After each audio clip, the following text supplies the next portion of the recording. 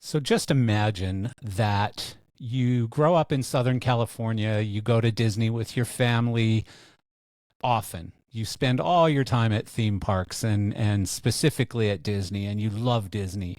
And you go to college and you decide you're going to be a theater person. And straight out of college, you happen to find yourself landing in Disney. And next thing you know, you've spent 37 years working for one company. And it happens to be the happiest place on earth and the most magical job you could imagine. So that is what today's guest did. It was a great discussion, brilliant lighting designer, brilliant man, great stories, and I think you'll really like it. So I hope you enjoy episode number 258 today with an excellent person, a great designer, Mr. Ken Lennon. Hello, and thanks for joining me today on episode number 258 of Geezers of Gear.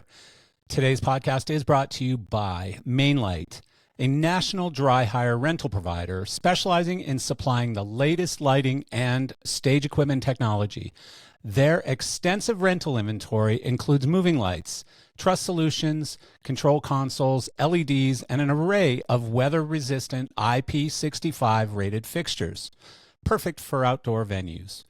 Whether for theater productions, outdoor stadium events, or TV film broadcasts, Mainlight is the partner you trust with the gear you want. Committed to quality and reliability, Mainlight also provide a robust selection of used sales options for their client. Each item is meticulously maintained, owned by Mainlight, and comes with a 60-day depot warranty, providing you with confidence in your purchase. Strategically located across the U.S.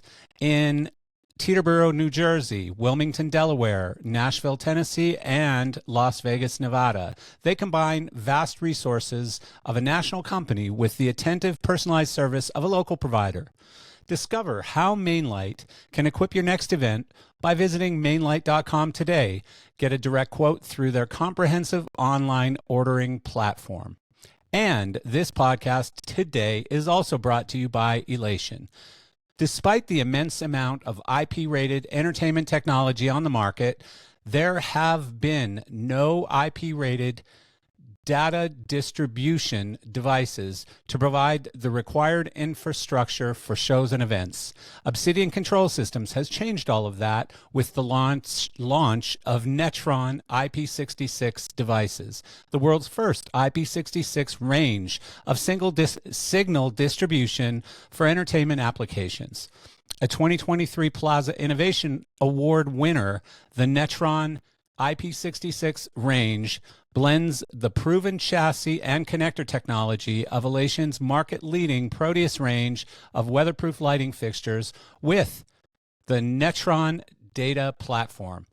Netron IP66 devices excel at managing complex networked lighting systems in wet or dusty environments and are compatible with all other manufacturers' lighting control systems.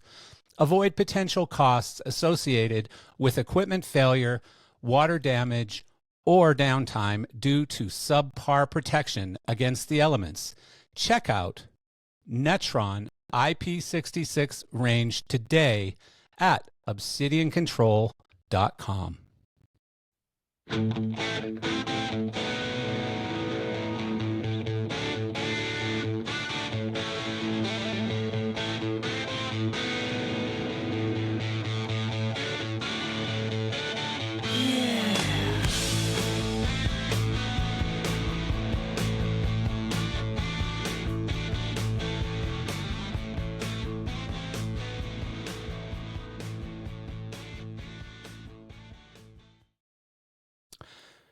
Hello again. And so, I've got a great podcast for you today. I am really looking forward to recording this and to speaking with this gentleman, and I'll tell you more about him in a minute. I really didn't prep a lot of stuff to talk to you about today, so I'm really sorry to disappoint you, but not a lot on AI today. There is actually a lot going on, and I did want to do an AI discussion today, but I've been traveling for a couple of days. I had to go to Los Angeles for a board meeting. Just kind of running around like a lunatic as a result. So Yeah, no big AI update for me today. I am so sorry. Uh, Olympics. So, what did you think of the opening ceremony? Certainly, I know there's a lot of mixed opinions about the event or the ceremony itself or the production, I should say, not the production as in lighting and sound, but production as in the entertainment or the show itself. As far as technical values or technical capabilities, one of our sponsors from the podcast today, Elation, had a lot to do with it. They had some fixtures on the Eiffel Tower, of course. I believe I can't remember the name of the laser company, and I should remember it because it is a French company. They did a spectacular job. I thought the laser show was really incredible. The beams coming off of the tower was pretty incredible. A lot of other really cool elements too. So bravo overall on at least the production quality as far as the lighting and that stuff.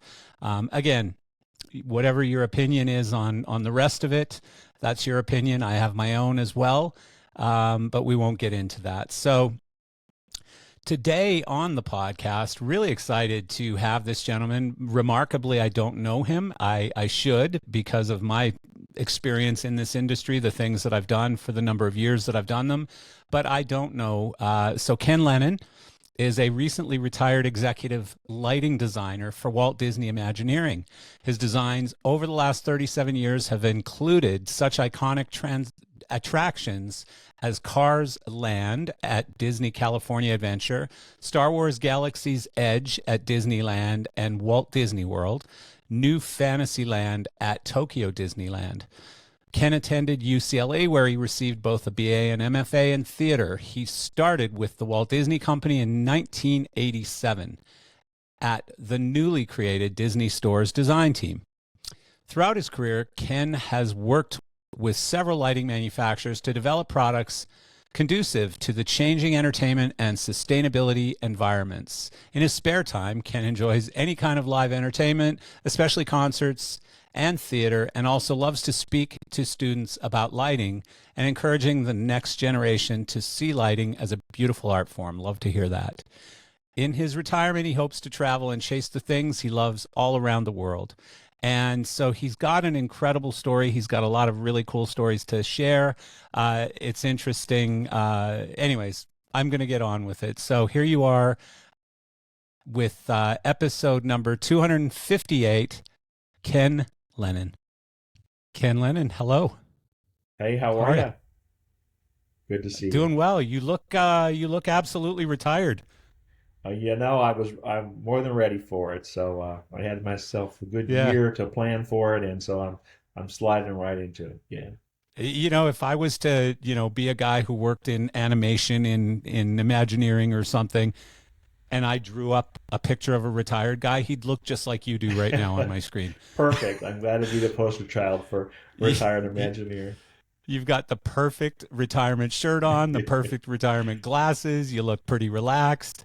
Yeah. If you had a pina colada in your hand, that's the There only you thing go. that could Well, I maybe was make just it on a better. cruise ship last week, so I have my share Oh, of were pina you? coladas. So Was it a yes, yeah. Disney cruise ship? It was not. It Uh-oh. was not. Haven't done Uh-oh. that yet. So Really? You haven't yeah, done a not yet. Disney cruise ship? I have not. No, Well, you don't, I mean, you don't have grandkids yet, do you? no, not yet. Oh, okay. So yeah. I mean, I will tell you, and this isn't blowing smoke because you were a lifelong Disney employee, but um, when my son was young, my son grew up with no choice but to be a Disney fanatic because his mother was a lifelong Disney fanatic as well. And so he grew up like at least one weekend a month because we live in Palm Beach, and at least one weekend a month he'd be at Disney. And so when Disney came out with cruise ships, we went on a Disney cruise ship.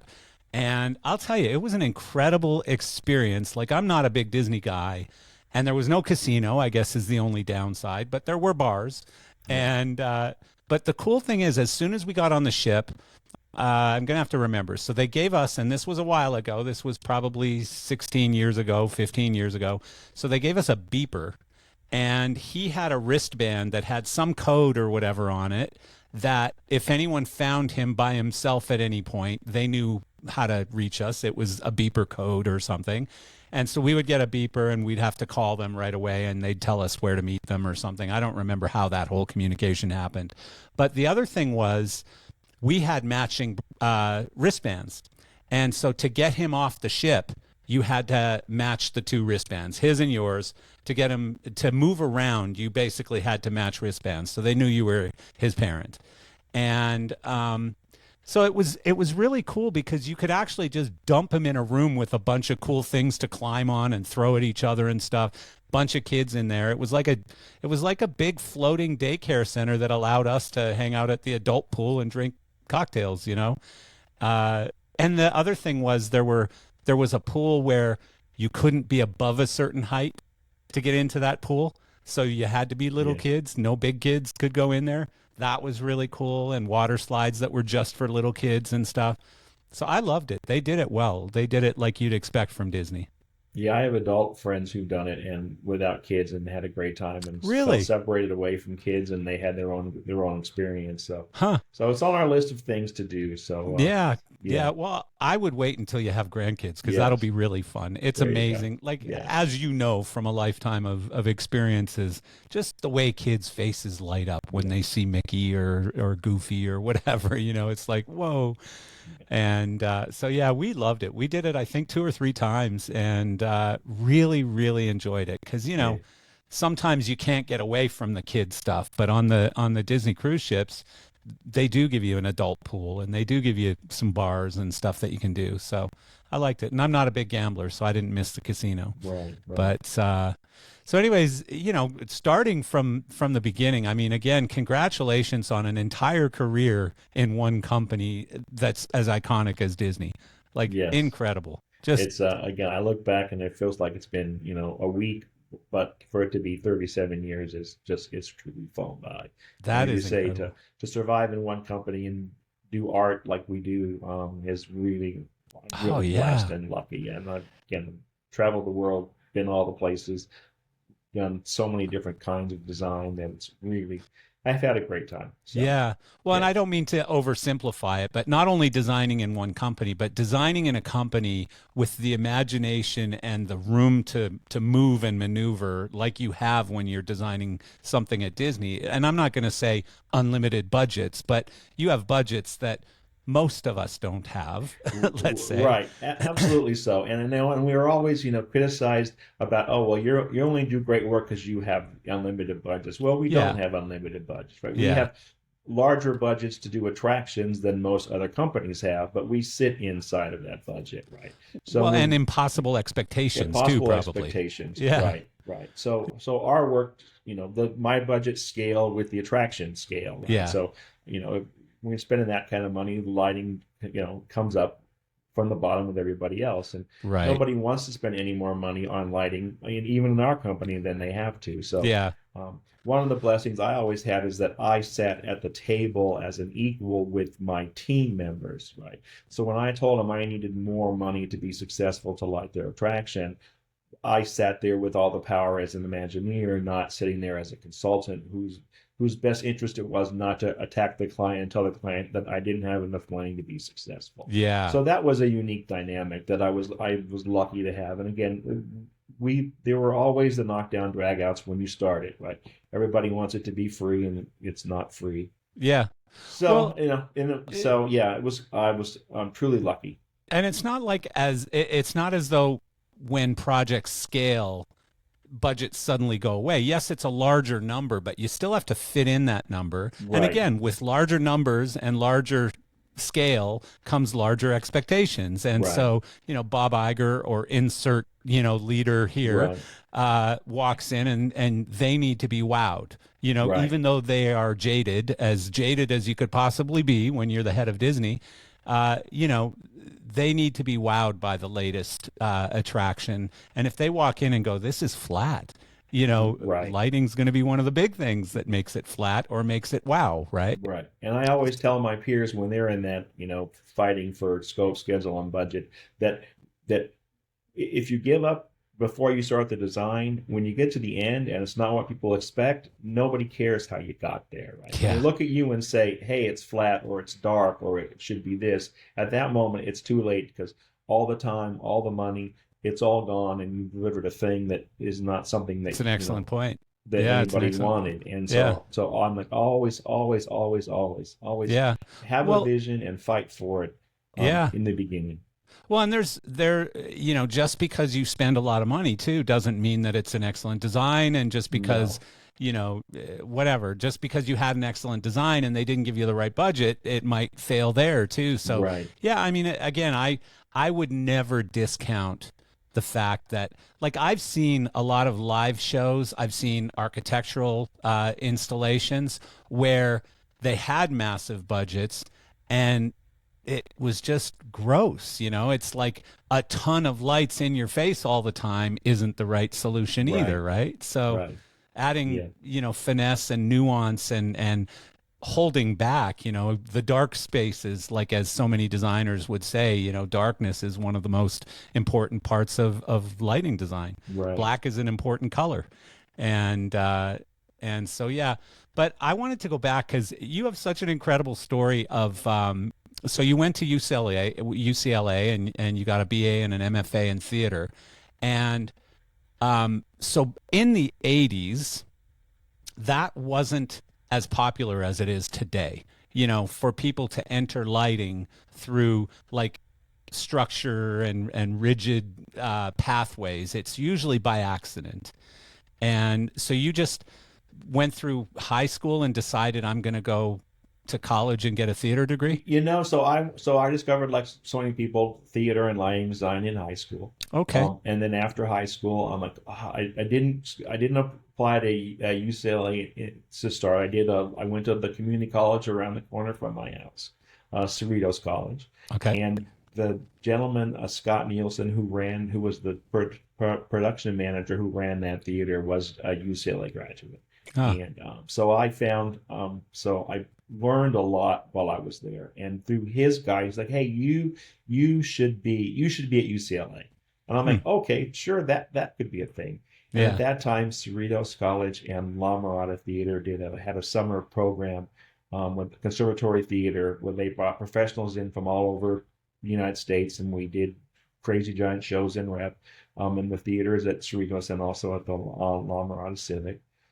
And I met a bunch of professionals there and some staff from UCLA. And like, "Hey, you should be at UCLA." I'm like, "Okay, so I'll apply." And so literally, it was really that. People outside said, "This is a place you should go," and I had respect for the professionals and the And instructors who I worked with. you had some passion, obviously, towards theater and towards Yes, yeah, the I knew process. that's what I wanted to do. I Wow. discovered lighting early on. It's as I look back, I grew up in Southern California. I grew up in theme parks. My mom and dad had us out all the time. We must have just been, horrendous kids to have locked in the house because we were everywhere, Knott's and Disneyland, and Japanese Deer Park, like Busch Gardens. Like if there was a place mom could drive the kids to get us out of the house, we were there. And for Southern California, it was theme parks. But Yeah. again, didn't know that defined my design aesthetic until much later. Incredible story to me that you launched a 37-year career with Disney from like a post on the bulletin board. Exactly right. So I'm graduating, my MFA. I'm trying to figure out what I'm supposed to be doing. At that time, I'd been hired to light Pope John Paul II. He was on a world tour and going to stop and do a lecture for Catholic Charities in Texas. Wow. So my August, September were booked, but that's all I had. Who hired you to do that? How'd you Jerry get that gig? Enos, who was an MFA student when I was an undergraduate. So he got hired to do as the production manager and said, "Hey, you want to light the Pope?" I'm like, "I hear the Pope's Catholic, so sure, let me go. That would be fun." Yeah, it So sounds I interesting. signed up for that, and then As your chaos. first gig? It was my first gig. Like, sure, I'll meet the Pope. Yeah. Had no expectations, and indeed met the Pope. Saw the Pope mobile. That's the minute wild. that I signed up, my call waiting, quit working on my phones, and I was sure that I was being, monitored by people who wanted to know who was going to go, be in personal contact with the Right. Pope. Yeah. Yeah. So that was a gig I already had lined up. So again, at this point, I'd grown up in theme parks. Didn't occur to me that people made a living building or designing Right. or lighting theme Yeah. parks. At that point, imagining was still completely cloak and dagger. Didn't know anything about them. So I'm walking out of the lobby of the theater, and there's a poster on the literally 8 says, "Hey, Disneyland's looking to hire techs to like set up and strike band gear for grad nights." I'm like, "Oh, that could be fun." You Huh. know, so sure, I could do that until I go off and I meet the Pope. Yes. So I went Side down hustle. side hustle for set up, work third shift and set up stuff. That could be fun. So I went to Disneyland, applied. At that point, it was handwritten applications to a person at the desk. Didn't hear anything from them, but then I got a call a few weeks later from Disneyland, and what had happened was Disney had just launched the Disney stores, Right. and they did the first one in Glendale Galleria that I attended because I was a Disney fan. I thought, oh, this is crazy. This changes retail, but didn't Yeah. think anything about it. They had built their second store, which was at Pier 39 in San Francisco, and that I learned that the decorating department at Disneyland was the team that was chartered to build and install the stores, because they had all the history with Disney characters and building scale furniture and displays for the animated windows on Main Street. That they're the group. So Jim Caldwell, who managed that group, said to HR, "Hey, pull anybody with a theater resume, because I think we're going to have to staff up here at the park to build these Disney store things." And I was in that stack because I'd applied for the band gear stuff. Like, yeah, I know. Again, not a plan It's that amazing, I had. isn't So it? I had this great interview with him. He's like, "I'm not sure if we're going to expand Disneyland or create a new group at the studio. I won't know until end of September." I'm like, "Hey, that's not a problem. I'm going to go off and light the Pope, and I'll be back in mid-September." And so he said, "Great." So while I was in Texas lighting the Pope, I got a call. "Hey, we're going to hire you. We're going to start a new group out of the studio. Let us know when you get back." So mid-September, the Disney Store Design Center was born. It was me and Wow. 5 other people, handpicked from Jim, most from Disneyland, the decorating department. I was the only person who was completely outside the group. Everybody else either came from Disneyland. There was a sculptor, Patty, who was an acquaintance of Jim. So I was the only outsider, and we set up in a nondescript tilt-up warehouse in Commerce, California, and started making Disney stores. That is incredible. It was So incredible. I mean, you got to think, of all the things that had to go right for that to start your 37-year career with Disney. If you hadn't looked at the bulletin board, if you hadn't worked up the confidence or whatever to apply for that job, if they hadn't made the decision to hire a theatrical designer for store design, which, because I mean, retail lighting design is obviously a really big thing. You weren't trained in that. You were a theatrical designer. And so, I mean, I guess Disney's one of those few things where it's a very similar experience to walking through a theme park when you're in their retail stores. And that's what they wanted, I would guess. But just incredible, like that all those pieces fell together. Again, there's no understanding of how the plan lined up. It's awesome. And as a theater person, to do retail, right? Because Disney was new in retail, and I didn't know anything about retail lighting design, and before I got there, the designs were being done by architects who are not lighting designers. Right. So they needed a lighting designer, and again, it all came together. And so you probably had to learn a lot fairly quickly, though, from an architectural design standpoint, right? Or even yes. just like electric and stuff, like yes. So that was fascinating. Because half of those spaces were show spaces, right? There were the scenes with the characters and the things, and that was very theatrical. Right. But then everything else was about retail. Yeah. So the first thing that I started to look for were fixtures that made sense to me as a lighting designer and as a theatrical lighting designer. Yeah. Because instantly, color was important to me as a lighting designer. And in the first 2 stores, it was white MR16s, and that's what they had. I mean, right. color is important. These are theatrical spaces, so we need to find a fixture that will take color. Mm-hmm. So we're into store 3 or 4, and we're in a meeting with the retail people and the real estate people trying to figure out what we're going to do. So I need a fixture that takes color. So we're having knockdown, drag out discussions, something that would follow me my whole career. And I said, well, wait a second. So I left the room, got on the phone with Robert Riccadelli at Times Square and said, hey, you make a cute little 3-inch MR16, I mean a 3-inch Fresnel. Could that take an MR16 and be a track fixture? And he says, yes. There was no such fixture at the time. I then walked back in the room and said, okay, I got a fixture. We got it. It's theatrical. It fits the theme of the stores. It'll take color. It takes this crazy new MR16 lamp that was absolutely brand new and nobody had seen anything about it. I certainly, I had then some zip strips when I was, in theater stuff, but it wasn't yet out and a lamp that anybody knew anything about. So, so that was my first foray into, hey, I need a fixture. Let's find someone to make a fixture to solve a problem for me. Something that I learned at Imagineering. Did lamp life become a problem on those in the stores? Like, did you have store personnel climbing ladders to change MR16s? It's so funny because maintenance is such a huge deal for Imagineering. Of course, it plays such an important role. Back then, I truly cannot tell you whoever went back and, they were 2,000-hour lamps, and that's what retail. That was the numbers that made sense to us back then. Yeah. But we rarely went back into a store after we would do it. So we would design the store. We would build it. It was a complete theatrical experience. We would come up with the store concept, and in the early days, each store was specifically designed for where it was. Mm-hmm. So the South Coast Plaza store was beach themed, and we did one in Del Amo, which was the center of aerospace, that was space themed, and so we were doing unique theatrical designs. We would build them. We load them on a truck. We'd wave by the truck. We'd fly to where the store was. We'd unpack the truck. We'd work with the local crews to install it. So it was really a theatrical workflow that I was familiar with.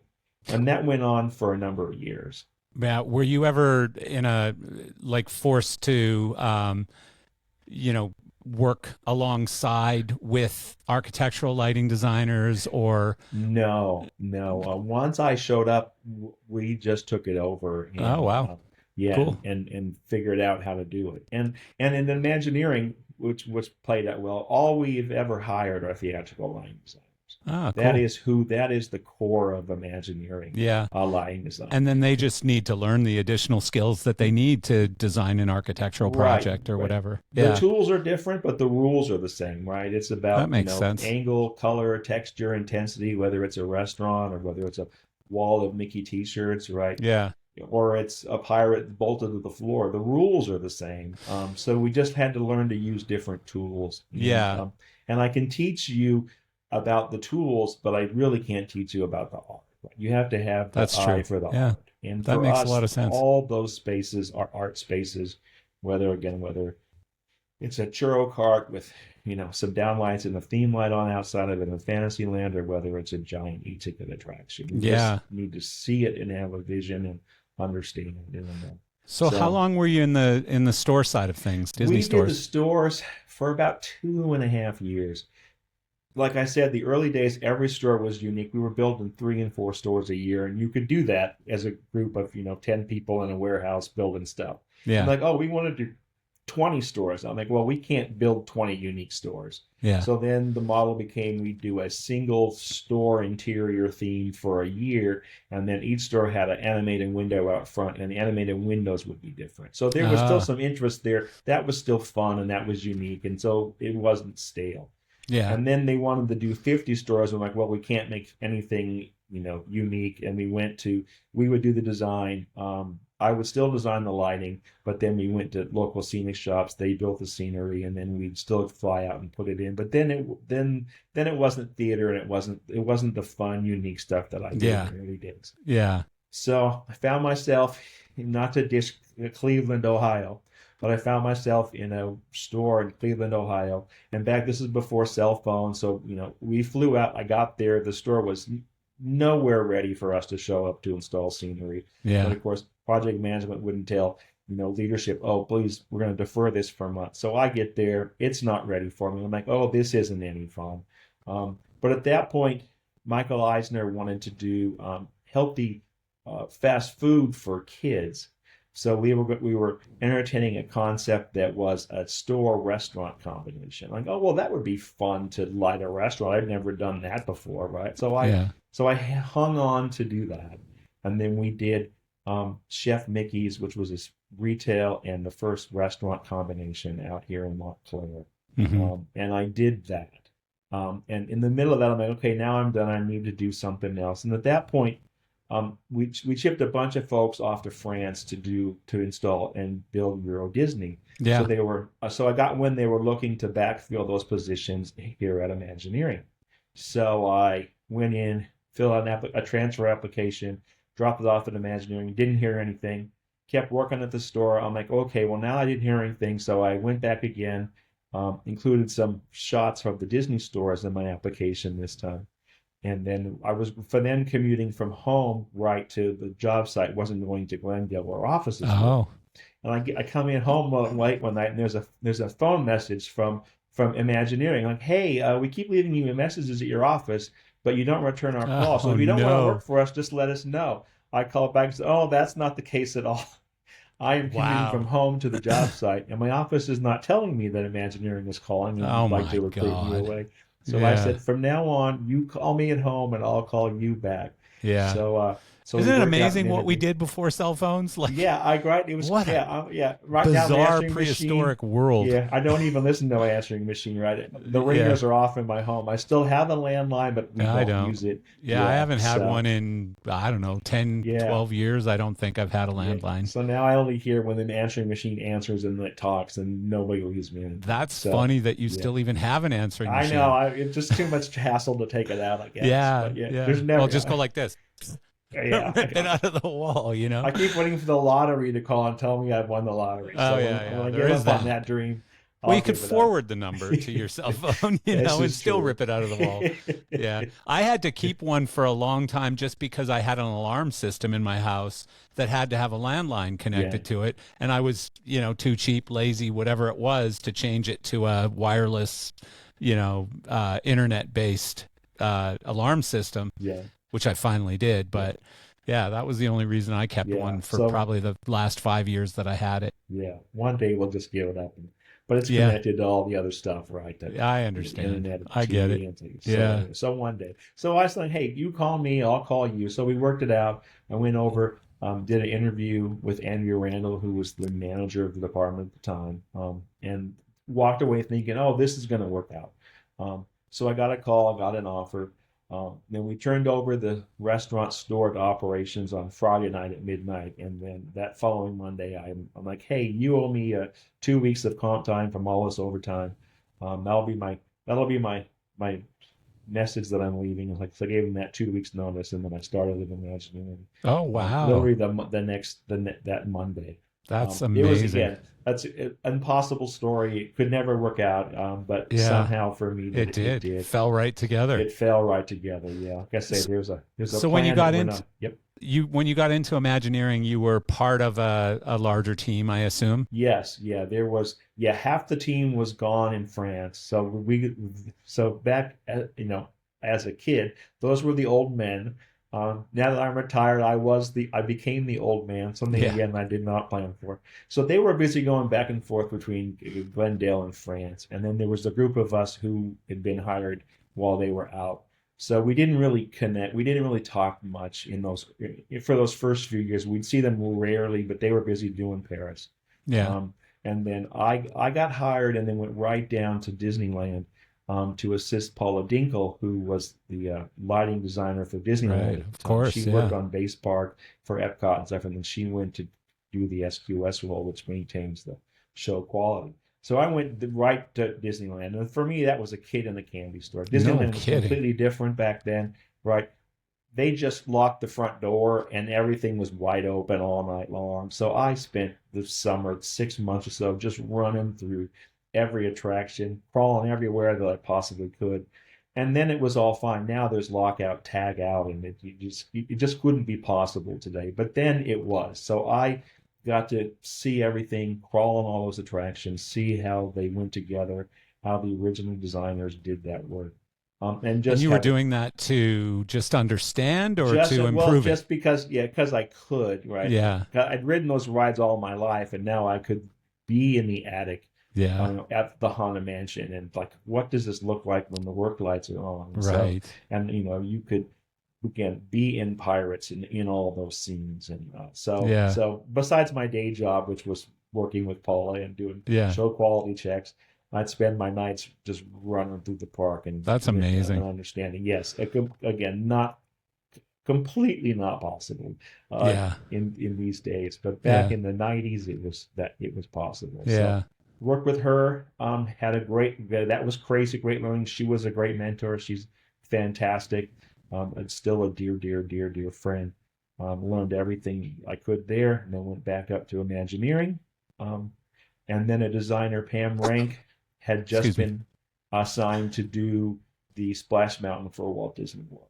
And I was one of the two assistants assigned to Pam to work on that. So that was my first real attraction. Drawing, doing design was with Pam. Fun. And she was fantastic. Again, still a dear friend, but a crazy great mentor, full of such grace. Allowed us as assistants to be responsible for designing scenes of an attraction. And I said, Pam, I don't know how you did that. Like at that age, I would never have given anything up to somebody. I wanted to own every piece of every design. And that was my motto for 20 plus years. Then as I grew up and grew older, I understood that mentoring was important. And it was great to let kids have some work and guide them and watch them do the work. So I'm curious I'm curious on the process, certainly then compared to now, but overall, like when Disney is designing a new attraction, is it very collaborative right from the beginning? Like the lighting design team is with the attraction design team or do they design the attraction and then go, okay, here it is, it's completed, now you figure out how to light it? Right. Well, there are a couple of processes in that. Typically, we are brought on board when the attraction is defined. Like there's a whole blue sky effort. Hey, the park's like, hey, we want to build a land in a park, and we don't know what it should be. And then imagine, okay, well, let's say it's, we're going to build a land based on the Cars franchise, right? So we come on board, and that's already defined. Typically, the attraction is defined. Like we knew what a Splash Mountain was. It was, it was bigger and better because it was Florida, based on Disneyland. But at that point, you're brought on board when the facility is being designed. Right. And then you are, again, something that theater doesn't train you for is that you are on the ground floor to design the facility. And I hearken it to, in theater, you show up and you're going to light a show in a theater, and some architect and theater consultant designed a theater X number of years ago, and the lights hang where the lights are going to hang because someone thought those were positions that were important back in the day. Right, yeah. Right? And you inherit those.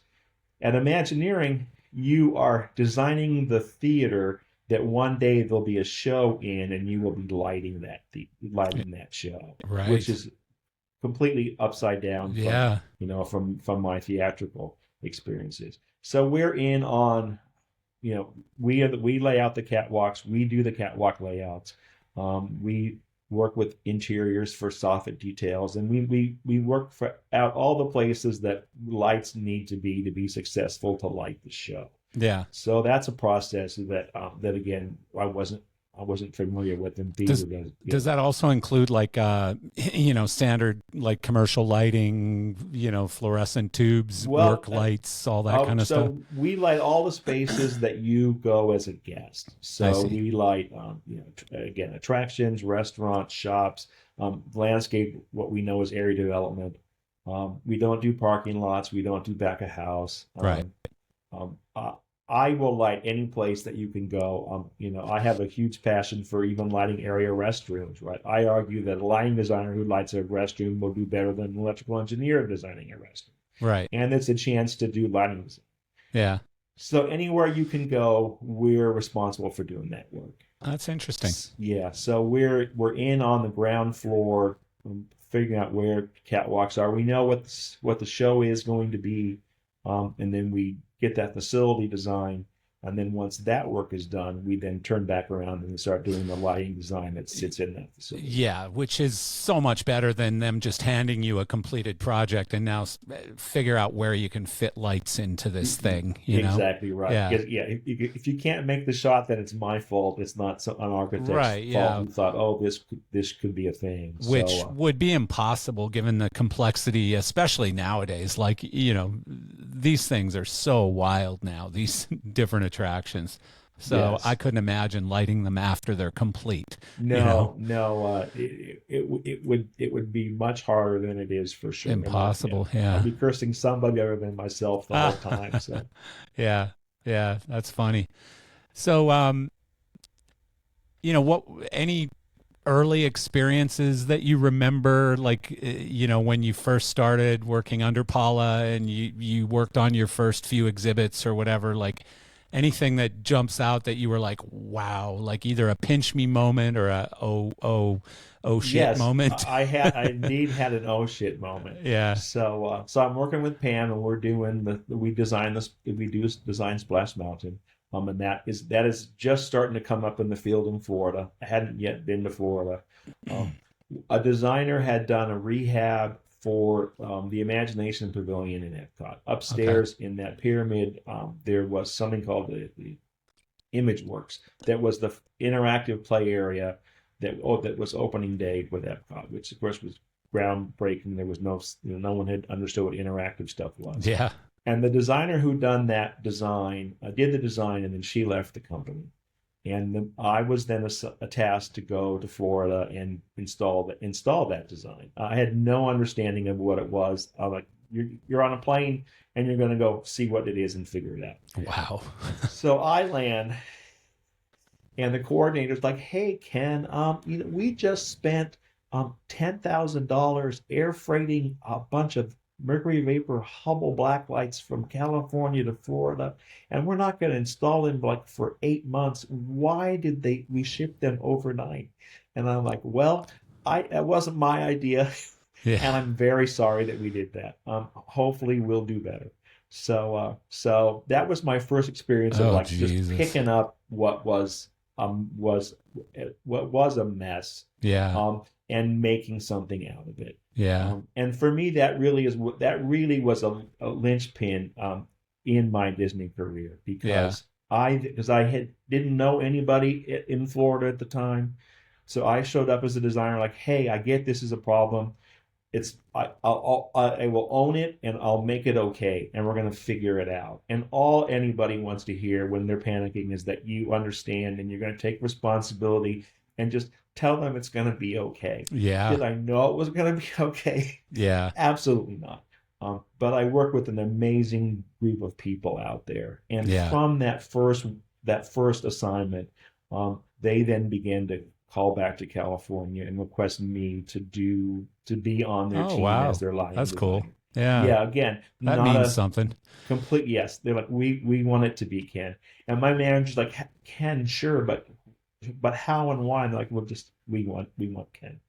So for the next 20 plus years, all of my work was out there at Walt Disney World, and it all really came from just showing up and being responsible and turning someone else's design around. Well, I think, and I might be wrong, but I think wasn't Disney World a lot more active than Disneyland? Like, Disneyland had a lot of older attractions. They didn't have a lot of room to build new ones. And right. So Disney World was going nuts. Disney World was going nuts. It had been 10 years since Epcot opened, so sponsors were renewing their sponsorship, which meant there were rehabs planned and there was money to go into attractions and do work. So I slid right into that, and then did all. That was the original test track, right? That was GM signing up again to one of the new attractions. So because they wanted me, that was me. So I got to tell you, you have probably single-handedly cost me, half of my wealth, because my son grew up, that was his favorite ride. And so myself or his mother would have to take him on it over and over and over again. Like, he'd walk out and want to get back in line again. And he was just a car junkie, and now he's a race car driver and has been since he was 7. And so thank you very much for that. I appreciate Absolutely, that a lot, my Ken. pleasure. Yeah. Yes. It was my kid's favorite attraction too. Oh, was it? The original concept was you were going to learn all about how cars went together and safety and all the pieces that go into cars. And as you walk through the queue space, there were workstations that were set up in all the displays. And as members of the team, we got to have our own workstation. So my kids grew up with their baby pictures at what was to my workstation, so they could go through the attraction and see their pictures. That is cool. Pictures. So for 5 and 6 year olds, that's game changing to see Really themselves cool. in a Disney attraction. Oh my God! So that was great. So they were of course very sad when we went back in and did the 2.0 version that's there now, and I did that version as well. The 3.0 that's taking now, that's all being done on Florida. So I look forward to seeing what that is. Well, wasn't that ride or attraction, wasn't that the first sort of exciting thing at Epcot? Because Epcot was so like educational and so hardcore, like educational and stuff. And then all of a sudden you had this car thing that was going real fast around the track. Fast, and yeah. It was a huge amount of fun. That was the first real thrill ride that went that's what I thought. Yeah. So, and then you got Soarin' and all the other stuff around it after that. Yeah. Mission Space and all that stuff. Yeah. What's the one that makes you the space one? What's it called? Mission Space. Mission Space. Yeah. Mission Space. I remember there was such an aura over it. Was like, oh, don't go in there, you'll get sick and all this stuff, right? And I avoided it. And then finally I went in it and I'm like, that's it? Like, and I think you could put it on a rough mode or a mellow mode or something. Yes. So when we first opened, it was 4 experiences that were all the same. And you got the intense G forces as you blasted it off. Yeah. And then years later they went in and created, I think it's the green side and the green team and orange team. Yeah. And the green team, you don't spin, so you do some pitch and some yaw, but you don't get the G forces. That's what it was. On the orange side. Yeah. So yes, I experienced a lot of G forces. Getting that. So testing it and stuff. Yes. That had to be fun. That was great. I could ride it about 5 or 6 times, then I would have to get out. Eric Swap, who was programming the motion base, he could ride it all. He could ride it all day. I'm like, Eric, I don't understand how you could do that. That's funny. Yeah. So in that ride for me, it's all the visuals. There's the blast off from the launch platform, and for me, that's a rough moment. Yeah. And so that's take a deep breath and let the cold air on your face. Yeah. And then as you go on through the experience, there's the gravity assist where you're flying past the surface of the moon. And in the experience, that's the same exact G forces from the ride system.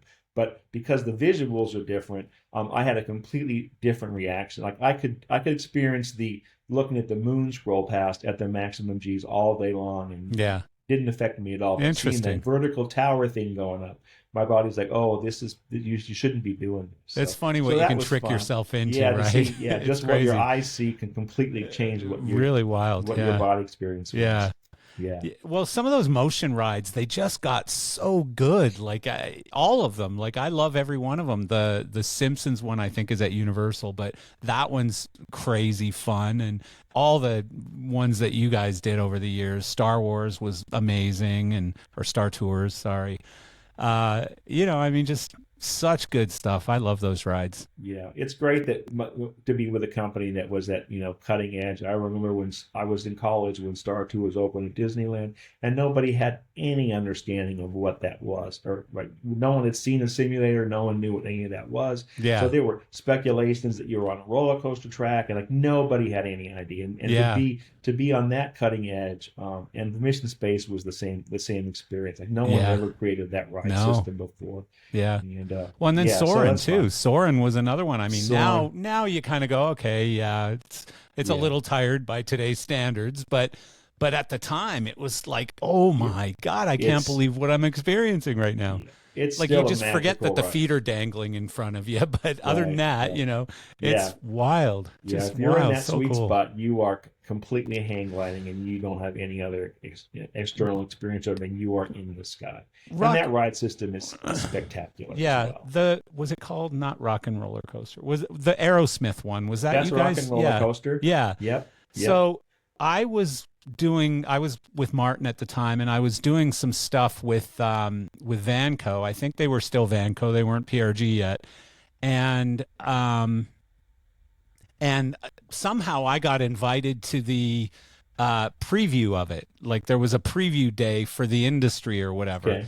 and I got invited to that and went on it 3 or 4 times. And I remember at the time, and you could correct me if I'm wrong, but I think it was the first one that like took off, like that didn't go slowly up a little crank thing, and then it just like shot you out of a cannon, and nobody warned me about that. So I was like in shock. I think I probably swallowed my chewing gum at that moment, and just such a cool ride at the time. Yeah, it was Very unique. never anything like it. That linear induction launch, nobody had seen before, experienced Yeah, it before. yeah, When we built the facility, there we weren't even sure that that was going to be a thing that was going to be successful. So right. so in the original slab is a giant pit in case there had to be a giant flywheel to launch you, on a cable system like other 0 to 60 plus coasters did. Yeah, So they head to their bats like, oh, if this doesn't work, we'll have infrastructure in place to do what was Plan B. Um, right.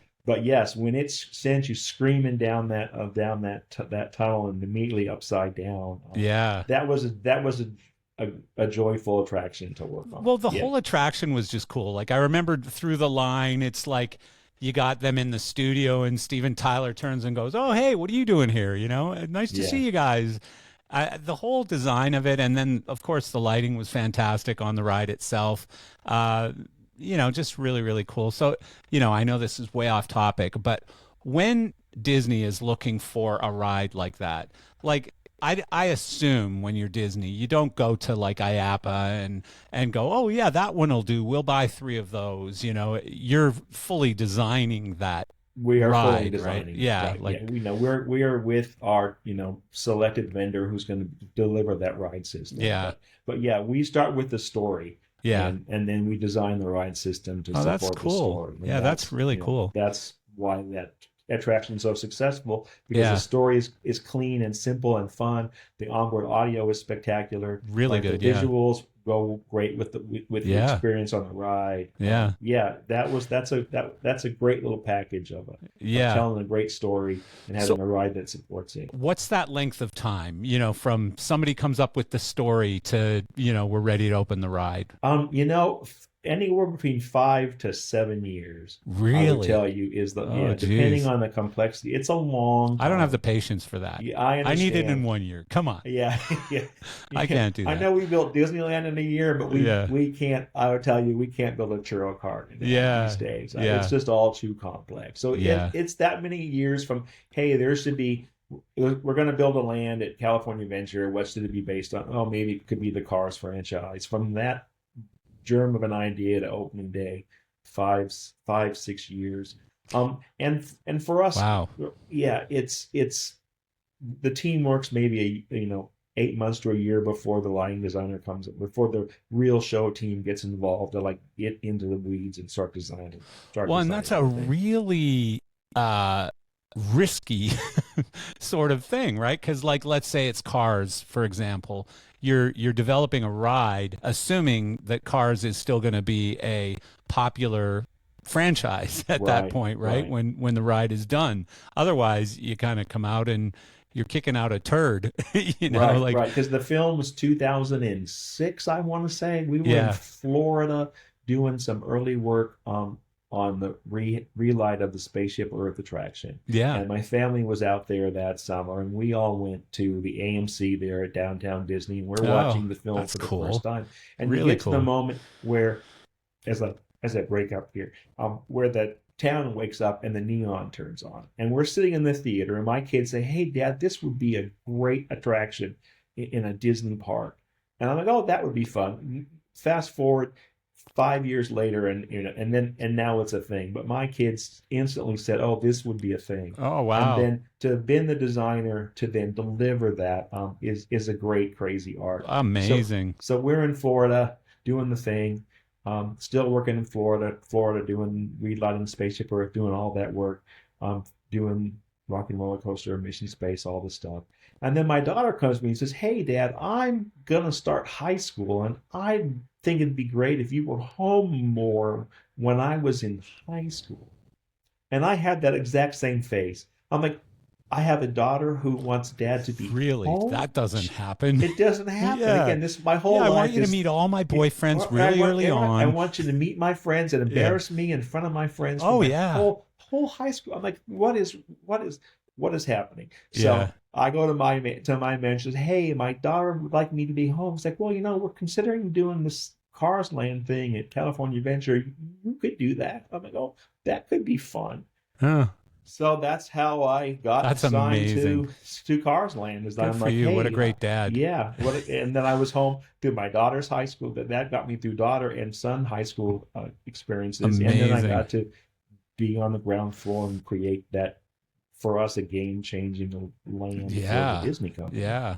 And- So and- has that since shifted to where they've gotten even a little braver, where they're saying, okay, we're coming out with this movie in 2 years. Let's start designing the attraction today and have it launched, within a year or two after Right. that movie comes out. We try. Those discussions do take place, but Yeah. so far it has yet to line up for us at the Yeah. attraction level. Yeah, I can only imagine. Creative It's just not that entertainment, easy. those guys do they're much more nimble, and their product, they can get into a space and create a show. So the stuff that really ties to opening of movies, really our creative entertainment teams really Yeah. take that stuff, and some character meet and greets. It still takes us a long time. We just opened the Beauty and the Beast attraction in Tokyo in 2020. Yeah. We finished it in 2020. It opened in 2021 because of the COVID. But Yeah. that's decades before there was a ride. Well, so it I takes think us a long time. Disney's one of the few who has that level of popularity of their old movies, and can come out with things like that 20 years down the road or further. But not many companies could do that. Like, I don't know that Paramount Pictures could grab a 20-year-old movie and go create a theme park around it or something. Right. Might not work out. Yeah.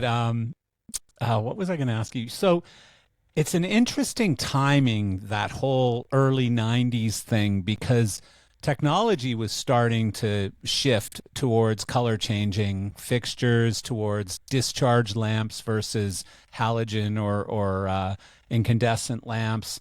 And I know I did a bunch of projects at Disney, and I probably won't even mention some of them because some had issues, because we were talking about very new technology. And I remember one in particular where I think it was Epcot, where might have been even Lighting the Ball, but it was something where I remember we were getting in trouble from Disney because every time there was a product failure, you had to send guys out on rowboats, to fix them, and it came at this crazy expense and stuff. And so we had to fix the problem pretty quickly, because it was sort of a convergence of need on the part of large customers, especially like Disney, like cruise ships and stuff, who wanted fixtures that were a little more environmentally protected, either IP rated or somehow able to be used outdoors. And manufacturers coming up with very early versions of those types of technologies that weren't always the best. Now, like, even some of the least expensive product lines out there have IP rated fixtures that are very good. Back then, not so much, and I worked with a couple of companies who had those technologies that maybe weren't always the most reliable. Yeah, we made the industry do terrible things. You did. Back in Yes. those early days. Yes, you did. Yes, we asked for crazy stuff because, you want to use what's new and what's exciting, and Yeah. that stuff is necessarily, again, designed to run 16 hours a day in an attraction. Right. So In Florida. in rain Florida and or heat be outside in the heat and the humidity and the Yep. bugs and all the things. Oh, but I need to have this thing that does this Yeah. and then yes. So I've seen every manner of enclosure and all the terrible things that we Yeah. ask you guys to sign up for. And Yeah. then when it goes terribly wrong, like you say, you get the call like, "Oh, this terrible idea was a terrible idea, and you sold it to us. Why'd you sell Even us this why did stuff? you sell us this? Even though Yeah. we told you that if Oh, you didn't, yeah, yeah. you were going to be in a world of trouble." Well, the problem is, there's way too much incentive for the manufacturer because number one, it's potentially a really large order. Number two, it's very high profile. And, like you want to be a part of those projects, right? But at the same time, you're not getting some, agreement from Disney on the back end that says, don't worry if this fails, it's our fault because we're Right. pushing the envelope here. We're Right. really pushing technology forward. So, yeah, I mean, I definitely was on several of those, too many to mention because, it was convenient. Like we could be in a car and up to Disney within a few hours. And so I did a lot of stuff with Pleasure Island, lots of stuff with Epcot, lots of stuff at the parks. And it was always a lot of fun, but it was very stressful. Very stressful. Yeah. At that point for us anyways, Yeah. because we Well, were in it's between being Yeah. totally indoors and really wanting to be outdoors, but not yet having the technology to be outdoors. Right. And that's So- what we do best is force people to do things that, I would say a decade before the world is ready for it to actually happen. Yeah. So now, as you say, everyone's got stuff that's designed to be outside. It's so much easier. It's so much easier. But Yeah. again, because we asked 20 years ago for people to make a thing, and then that became what it was, and then now we've solved these problems. So And remarkably, one of today's sponsors of our podcast is Elation. And Elation, to their credit, was one of the very first companies, probably the very first company to go hard on IP-rated exterior fixtures for, pretty much the whole line. And so, with that Proteus series and stuff, like they came out with really great fixtures that were all IP-rated and everybody else was like, that's stupid. They're so much more heavy and they're more expensive and they lose some light output and stuff. But they've done pretty well with those fixtures, right. And those fixtures, want to be inside as well as they want to be outside. Exactly. Being inside is no cakewalk for a light fixture these days. In those environments. And still, we're working in Japan, and those interior spaces are as hot and humid. You get a water ride in Tokyo in August, and you might as well be outside standing in the rain. As being inside the building. Yeah. So thanks to the industry for suffering along with us, and now we're at a place that everybody now makes something, and that was unique to me at Imagineering as a theatrical lighting designer. You specified the tools that existed in the marketplace. No one ever said, "Oh, well, you could drive industry change to solve your problems as a lighting designer." Yeah. And then I get to Imagineering, and then this is just like every day. Every day, vendors are coming through our library with a big table, and they're showing us. We got the early days of color kinetics. Guys with LEDs and a 9-volt battery. This could maybe be a light, and it could maybe change color. And you think this is important, and I'm like, oh, that would be great. Please go off and make that. With no thought like, hey, if I quit, could I come alongside you and reap this benefit together? Really just driving change and intervention and weighing in on fixtures for the industry, right? When we first went to LED, vendors would come and show us architectural fixtures. Oh, it's LED. I'm like, okay, great. But what happens when the light engine fails? Oh, well, that's going to last forever. I'm like, okay, but it's really not. Yeah. So when it fails, what happens? Oh, well, then you'll replace the fixture. I'm like, well, say this is in a plaster ceiling inside of a hotel space. Yeah. No one wants to cut open a plaster ceiling and replace the entire light fixture. Right? That's a great point. Yeah. That most of them didn't think about these LED no one companies. did. So we're like, no, let us bring you the maintainability side to this. Because in the early days, there was no thought. It was just chasing LED and going to last forever. And we're like, no, stuff has to be componentized, and you have to take it apart, and drivers are going to fail, and engines are going to fail, and a recessed downlight installed at Disneyland in 1955 with a porcelain socket is still there doing a thing, right? 75 years later. And so it was fun. It's like, oh no, this people have to maintain this stuff. So I had a company that I started very early on. We were one of the early players in the LED space called LED Source, and we existed because of exactly what you're talking about. So, LEDs over here, opportunities over here, and we helped connect the dots. So we'd get calls from a designer saying, I know I need to use LEDs on this project, but I'm not really sure how. Can you help me? And then we would drive change at the manufacturer side to make sure that the products fit the project better. And I know you mentioned somewhere in your notes that you sent to us about using color reaches on a project.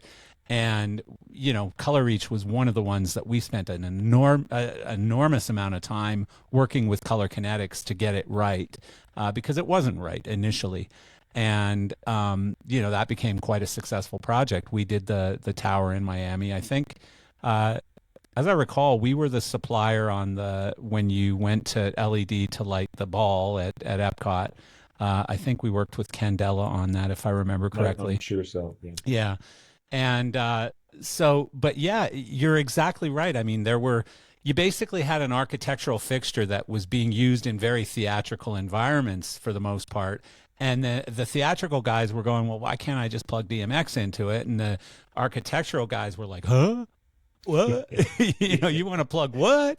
Exactly. And so there was just a big disconnect, and it provided an opportunity. It was a short-lived opportunity. The company, we did very, very well for 10 years or something and then shut it down. But it provided a very needed service between Color Kinetics, who didn't really have a clue about most of the projects that their stuff was going on, and then and the customer. So the customers were all frustrated with Color Kinetics, but they wanted to use the product. Well, again, it changed the game for me. So I'm designing the Cars Land, with that crazy, backdrop of the Cadillac, the Fender mountain range, the Cadillac mountain range from the film. Yeah. And like it's, I'm like, what am I going to do? And then Color says, oh, we have this light fixture. We're going to make an LED floodlight that will shoot 300 feet, and it will change color. And I'm like, well, that's great. Where is it? Oh, it doesn't exist yet, but we have a preliminary cut sheet. Yeah. I'm like, okay, great. Well, then I'm going to be all in because, prior to that, it would have been HID floodlights all over, and you'd be running around with gel trying to pick a color for a light and then figure out how you make the color filter fit on the light. Luckily for me, before I had to do any of those large scale projects, I was young enough to be riding that wave of color. Yeah. So I specified the reach as the fixture that lights all of that whole exterior rockwork in that land. Yeah. Having never seen it, right? I'm like, well, I'm either going to be a hero or I'm going to be fired, but I'm going to roll the dice because there's just no other way to do this. Yeah. There is nothing. Yeah. Right? So we're all in. They promised it'll be a thing and it'll perform. And I still recall climbing up on top of that radiator cap, which from the guest perspective looks like a solid rockwork, mountain, but the top of it is actually open, and that's where 80% of my light comes from. And I remember getting up there one night, turning on the reach for the first time and shooting clear across the land and having a giant hotspot. I took a picture and sent it to my coworkers, like, hey, I think I'm gonna be okay. But again, until I turned it on and shined it across the land, I didn't know what was coming. But you're counting on the fact that these little LED light sources are going to produce light hundreds of feet away or whatever. And prior to that fixture, there was no example, right? There were close-up floodlighty things to like 10, 15 feet. But something that promised to light 300 feet. Like this is what I need. Well, when we did the Miami Tower, I think it was 2011, maybe 2012 when we completed it. And, at the time, I don't think they'd done anything that big or that tall. And so we did all these flyover renderings and stuff where literally we had helicopters out shooting the building and doing all this stuff. And not only to convince the client, but to convince ourselves that it could be at least as good as what we were replacing, which was, lights that were, on buildings a block away in some cases, lighting this tower. And they were going out and changing gels on these, 2,000-watt fixtures and stuff. And it was not only was it incredible and much more beautiful than even our renderings, like it blew away our renderings, but it's now 12 years later, and I think they've had like maybe 2 fixture failures on this entire tower. And, we got rid of they were spending millions of dollars in rent on building roofs around the building so that they could light it. We brought it all on site. It was all done from either poles on the street or from levels of the building. So, yeah, I mean, it was a game changer, that stuff. Yeah. Yeah, and again, until it showed up, we were all just like rolling the dice, like it's gonna be okay, right? Yeah. And certainly for me, I'm like, okay, this is what we're gonna be what we do.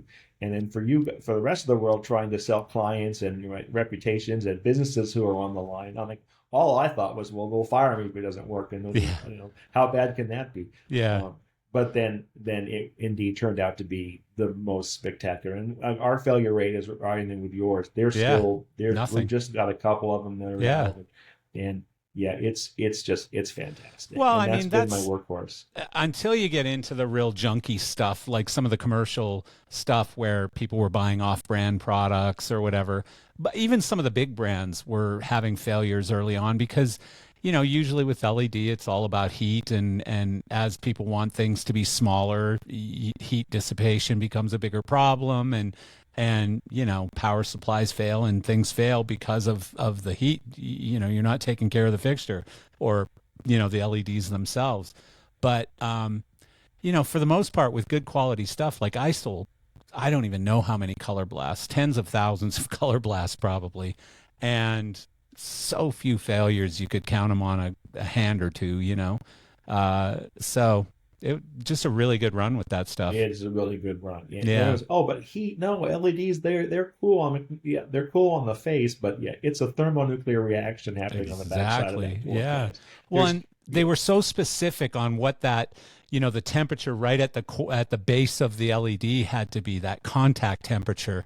And if you exceeded it, the LED failed very quickly, or the power supply or something failed very quickly. Yeah. If you stayed within those very tight standards, you were okay. You were okay. But yes, but it was that whole sort of mid to late 90s period was the wild, wild west of people trying to make theatrical fixtures work outdoors, with varying levels of success, but mostly failure. Mostly failure. Yeah.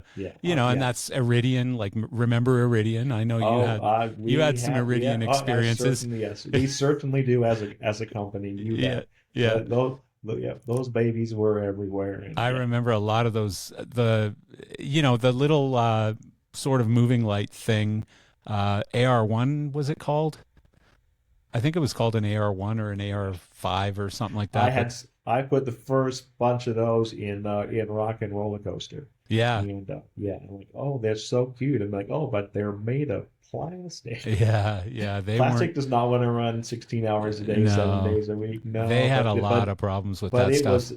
It was fabulous right out of the box. It was magic. Yeah. But then there was a learning curve about what does that mean? And their outdoor wash light had a lot of problems too. The AR 500, I think it was called. Yeah, but again, it's hard being an innovator. Yeah. It really is hard innovating. It really is hard. So I'm not blaming them. They were trying to do things that hadn't been done, again, to varying levels of success. And answering the industry's call, right? Again, we lighting giant icons, us and every other lighting designer out there, and need something that it has to change color. Yeah. And it wants to be in a small package. Yeah. And then they're like, oh, we'll just put this in a box and put it outside. And then it sounded great. And then water issues were water issues. Right. But again, everyone is 10 years ahead of where they need to be at any given time. And now we don't think twice about LEDs and icons and washes. And we have all those tools. Yeah. Yeah, I left Martin and went for a very brief stint at High End, and that was right when they had their architectural fixture. And again, I forget what that one was called, but similar issues. You know, it was Yeah. basically a studio color in a big outdoor fixture, and studio color wasn't made to be in an outdoor So, shell. You know, and it sure was in Florida. In Florida, and I used those on the entry arch to Rock and Roller Coaster. Like, oh, we wanted to change color and be fun and dynamic, and this was a late ad. I'm like, well, I have no controls out there, but I have power. So Yeah. I swapped out that were just going to be HID uplights, and we put those in. You could program them remotely, and they could wake up and run a show and do. Yeah. So it was magic, right? Yeah. I mean, it was everything you wanted until it wasn't. Yeah. So, Yeah. but like every new fixture and every No, it was just that period of time. I mean, it Yeah. was an in-between time. And then, Yeah. you know, thank goodness in the early 2000s, LED became a real thing and it was reliable enough to start using on these projects. And big thanks to Color Kinetics, at least early on. You know, shortly after that, they just kind of blocked everybody else from selling product into the market. But then when that opened up, obviously the industry changed to this day today. So, you know, everything, like, you got in at the wrong time, Ken, because today everything is good. You could pick any Right. brand off the shelf. Yeah. All the moving lights work for an eternity practically. They never fail.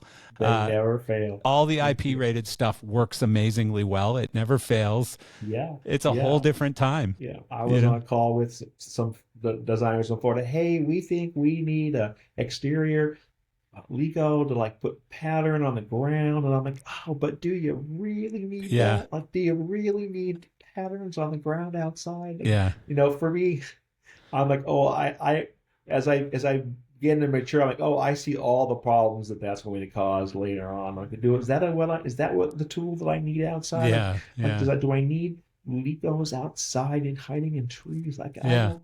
So for me, I'm like, guys, you do whatever you want, but I've been here 37 years and I managed to not ever have the need to do that. I said, Yeah. there were plenty of wash lights and LEDs, you know, spotlights to light the thing, but I just don't know that's. You know, there's a lot of need that outdoor to- Legos now, though, right? There are, and we're putting our replacements for Splash Mountain are all exterior rated because Oh, they're sitting yeah. in, you know, in water attractions. Yeah. So we're using them. Yeah. You know, in a water ride, that's what you want back. You know, when it was the Altman 360Q, those things kept themselves dry because they were little Yeah. ovens baking away, right? Yeah, that's true And then too. you huh? go to LED, and they're not drying themselves out. No, no. So we're using the exterior rated fixtures in our What about- water rides. You may have retired too early, but what about some of the laser sourced fixtures? Did you get to use any of that stuff? Like the Claypaky had or has the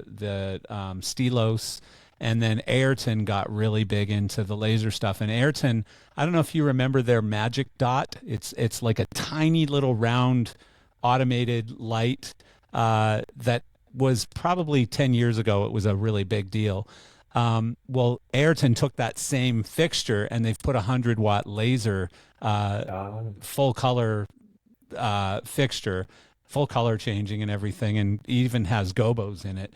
But you know, it's a 100-watt laser. It's bright as hell, Yeah. and it's outdoor rated. I mean, Yeah. I could just, as soon as I saw that thing, I'm like, oh my God, Disney's going to have thousands of these. But the problem is, it is a laser. So Right. even though it's only a 100-watt laser in the U.S., we, you know, for whatever reason, we've decided the Food and Drug Administration should be responsible for lasers. And so they say, no, you can't use that. But everywhere else in the world, it's okay. Right. So Well, whatever. well, you know, you can't trust lying designers. We'll tell you it'll be fine, and then when it's not, then it's too late. That's true. That's Yes. true. But I'm sure you've used Sharpies. Yeah, our entertainment folks, yes. We've Yeah. got- I mean, yeah. you know, Yeah. Sharpies are more dangerous to eyes and hands and everything else than a 100-watt laser. Sure. By They find far. themselves on rooftops doing fingers of light in the sky for Yeah. spectacular. Yeah, Those are- absolutely. yeah. And Yeah. they are screaming bright fixtures. Yeah. Yeah. Luckily, inside an attraction, you know, where stuff's running at 40%, you know. Yeah. We don't even use really color changing Legos spotlights. Yeah. as a standard. Still, we still, at least I, and when I in the last stuff we've delivered, if a fixture is just going to be on if it's nighttime, which let's say that's R80 at 40% Yeah. with a pattern, and it's going to be on 16 hours a day, 7 days a week, forever. That doesn't need to change color, right? So Yeah. so most of our, at least most of my installations and the teams that I've been responsible for, we chase white light, line dimming LED spotlights as really the workhorse. And then if Oh, something wow. needs to dynamically change as part of the show, then we're all in, and it's color changing, and it's programmed, and it does its thing. Interesting. But most of our stuff, Pirates, we turn it on in the morning and it just runs all day, and there's Yeah. no, so at least as the old man now, and now I see in 3 or 4 years when construction schedules are compressed and labor gets even more expensive, that it will one day just be cheaper to be all in on the color changing, as you can just install it, focus it, never have to touch it again. Yeah. And you can pick the color from your programmer and you make it whatever you want to do. I see that will be where we end up. But Yeah. currently today, if it doesn't need to dynamically change, then for us it doesn't. And line dimming for us works great as retrofit in our attractions, right? Yeah. We got dimmers everywhere. I can swap out an old quartz fixture for an LED fixture and hang it in, plug it in, and move on. And so that's still important, and we're still driving industry to create those fixtures. Yeah. Altman's got a great new version of that will find its way into our future attractions. Yeah, that's cool. Yeah. What about from a control standpoint? Like, were you guys also sort of pushing the technology forward on controls, or did you just use whatever was out there? Well, we're still giant fans of that pesky little DMX. That for us, that's still our workhorse. Yeah. You just can't bring that control system down. The architectural world, there's 0 to 10 and Dolly, and so that's finding its way. Our projects in Europe use Dolly everywhere, but really truly, if it can be DMX, we like it to be DMX. What about like ArtNet and ACN and all that stuff? No. We still hardwire DMX to our dimmer cabinets. From our control systems to our dimmer cabinets, that's hardline DMX. Because if the network goes down, guess what? Those lights are going to stay. Yeah. Now, that equipment is all indeed networked, and we're monitoring it and talking to it and configuring dimmers remotely. We're doing all that work over the network.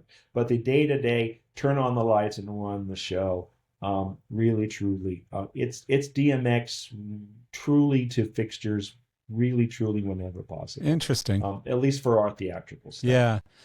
So yeah. do you think, you said, I think maybe 5, 6, 10 years from now or whatever, but will they start building without, at least without dimming, because obviously dimming in most jobs has gone away at this point, or is starting to.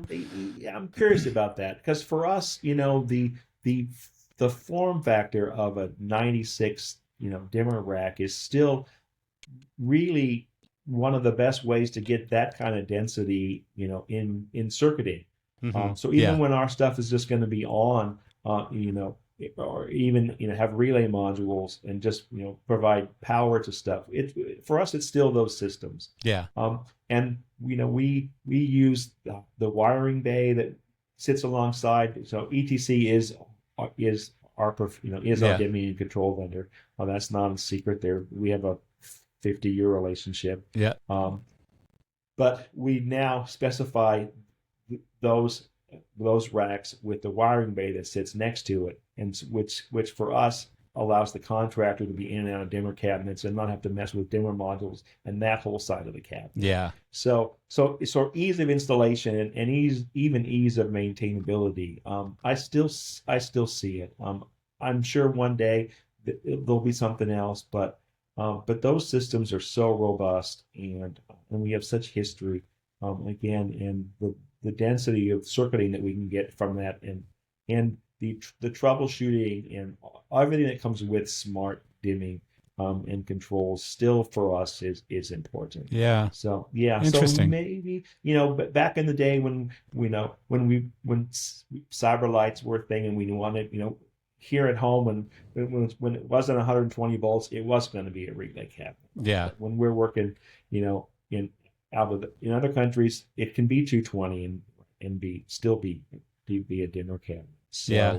So yeah, I don't know. Well, I'm sure it will happen, but I think that's going to be a slower rollout for Disney than it is for other people. You mentioned Yeah. Cyberlights. I remember doing, I think it was while I was at High End that we sold a bunch of Cyberlights to Disney for the castle, putting like just gobos really slowly rotating on the face of the castle. It was really such a nice look.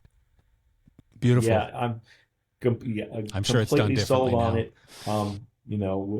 it. We did the original PhilharMagic there at Walt Disney World, which was full of cyberlights, and that rolled out in Tokyo and rolled out into Hong Kong. Yeah.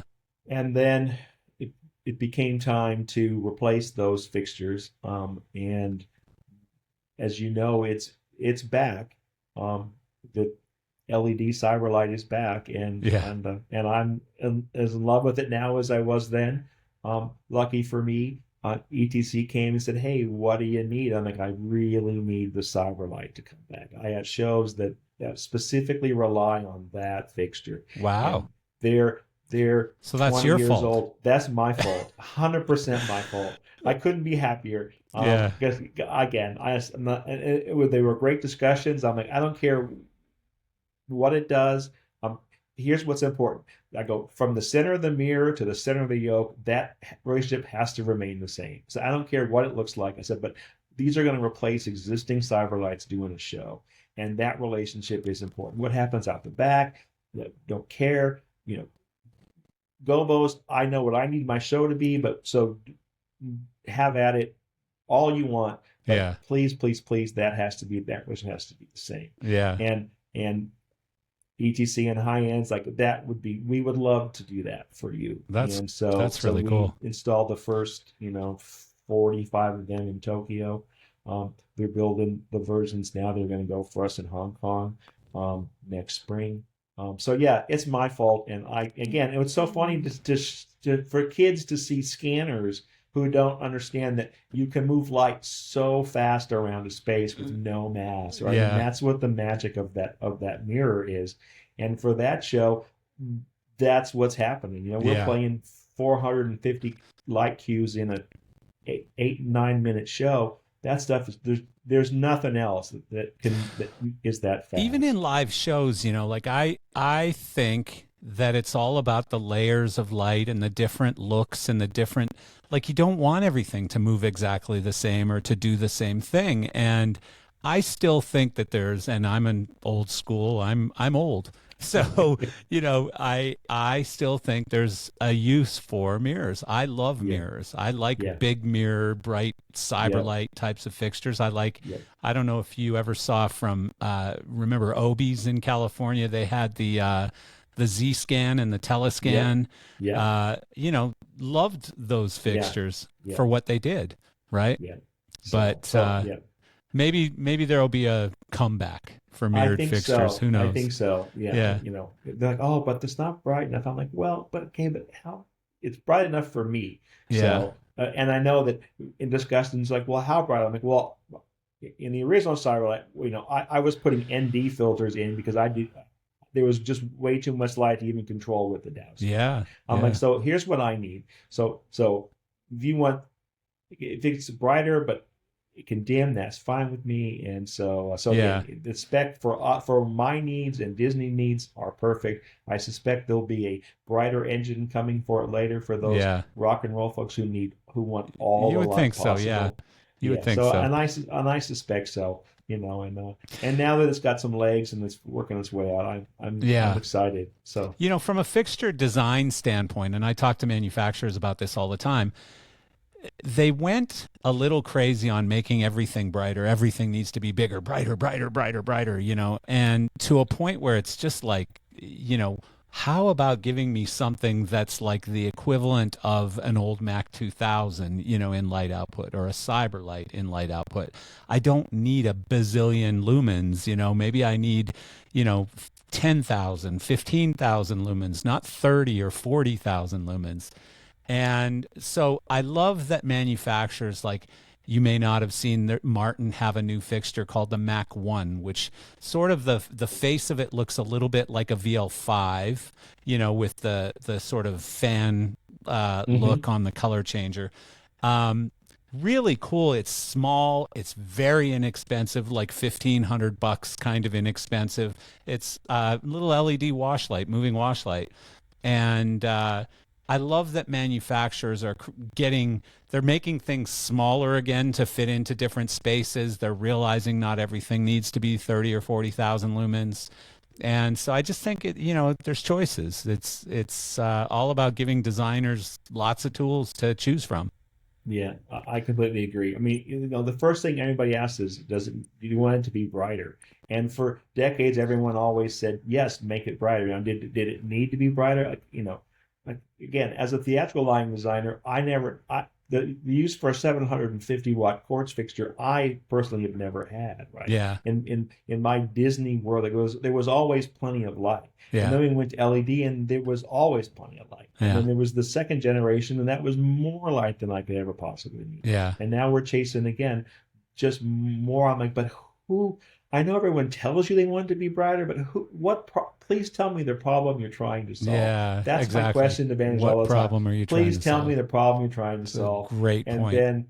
then let's solve that. But again, it was just everyone just said off the top that, oh, I need to be brighter. Well, no, because then it's just all too bright. And Well, I now, think that was a bit of a manufacturer arms race, yeah, because ours are 21,000 lumens, ours are 23,000. Oh, well, ours are 25,000, I mean, it was an arms race. yeah, and everyone's trying to lock in that spec.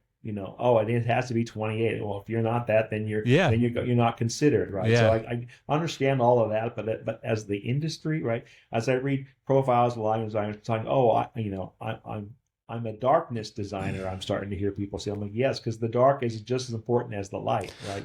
So people are headed back. Light and shadow Yeah.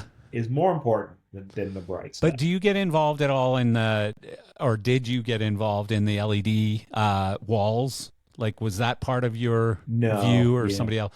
Because no, that's the other issue is those things are getting so friggin' bright right, that now you've got light fixtures competing against the LED screens, right, right. So light fixtures needed to get brighter to cut through that. Right. Let's just So take everything back from 11 and let's dial it all back down. Yeah, yeah, because yeah. when the back wall is so bright you can't see anybody standing in front of it, then maybe the back wall is too bright, and the answer isn't putting more light on top of it. Right? Yeah. We Uh, always chased creative people who wanted us to light stuff outside during the day. I'm yeah. like, we Yeah, now I'm we just competing with the can't do sun. that. Like, Yeah. it's the sun. Oh, It- but couldn't it be bright? I mean, it's the sun, you yeah. guys. If you had any idea how many mock-ups we had showing creative teams that know if it's outside and the sun is up, that's the brightest light you're going to ever have. And Yeah. if your icon is in the shadow, then it's going to be in the shadow. I can't throw more light at it from any place out in front and overcome what's going Well, on in the why? sun.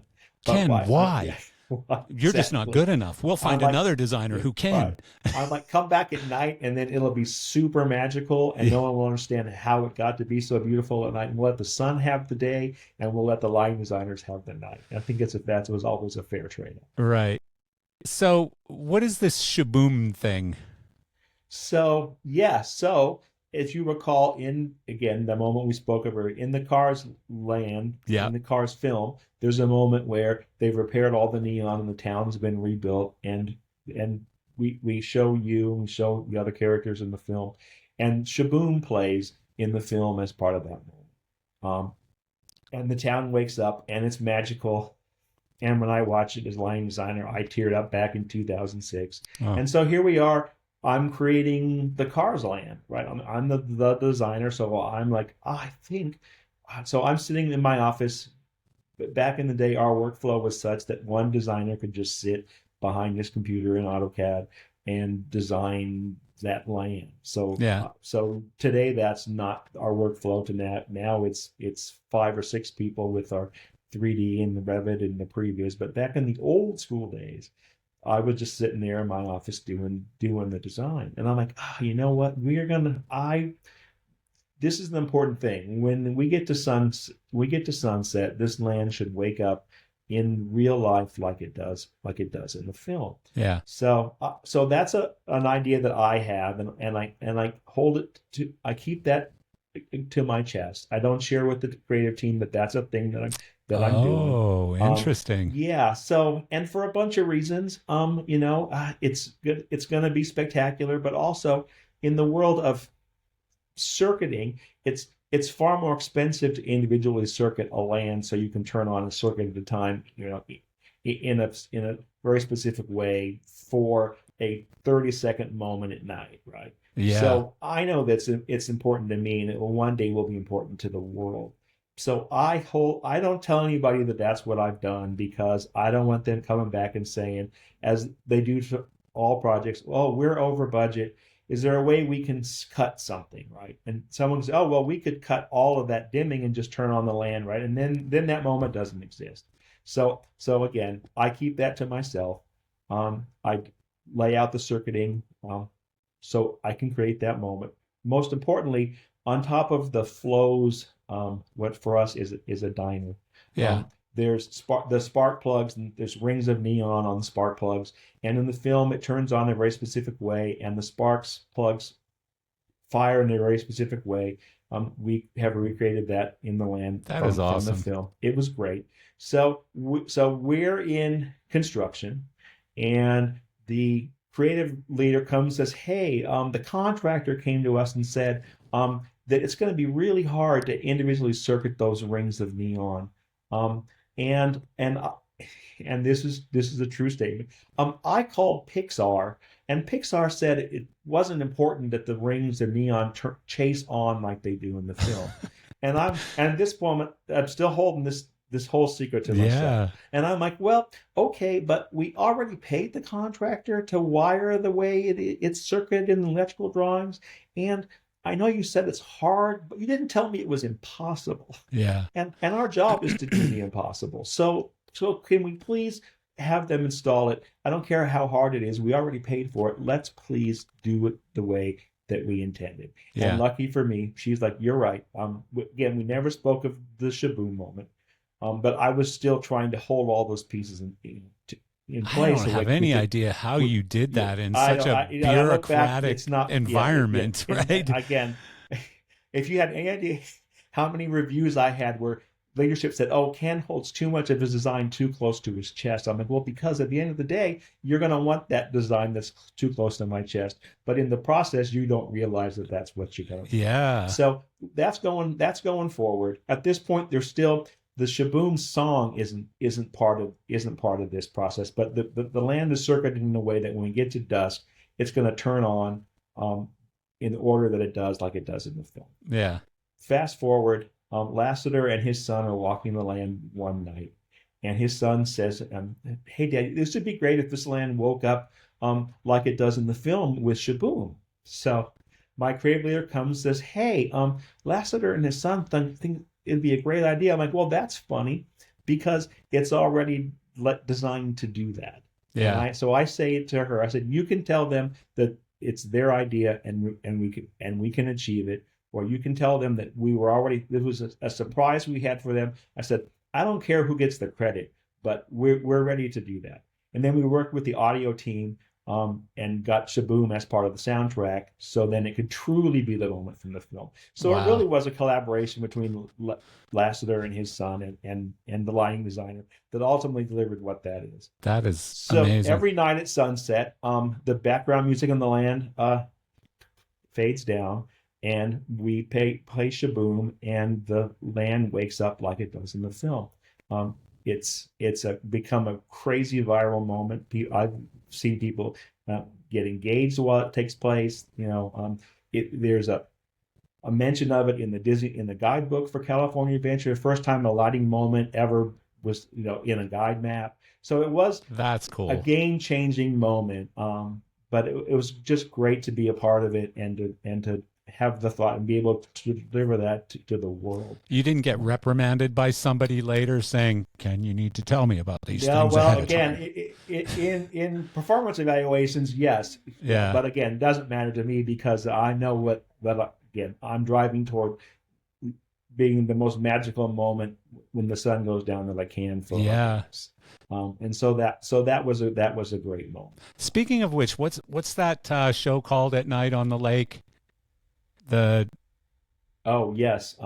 Do you do that, or did you do that? No, That's a different team. Entertainment did that. Oh, okay. But Jason Badger, who's now at Imagineering and part of our programming team, he programmed the original show, World of Color.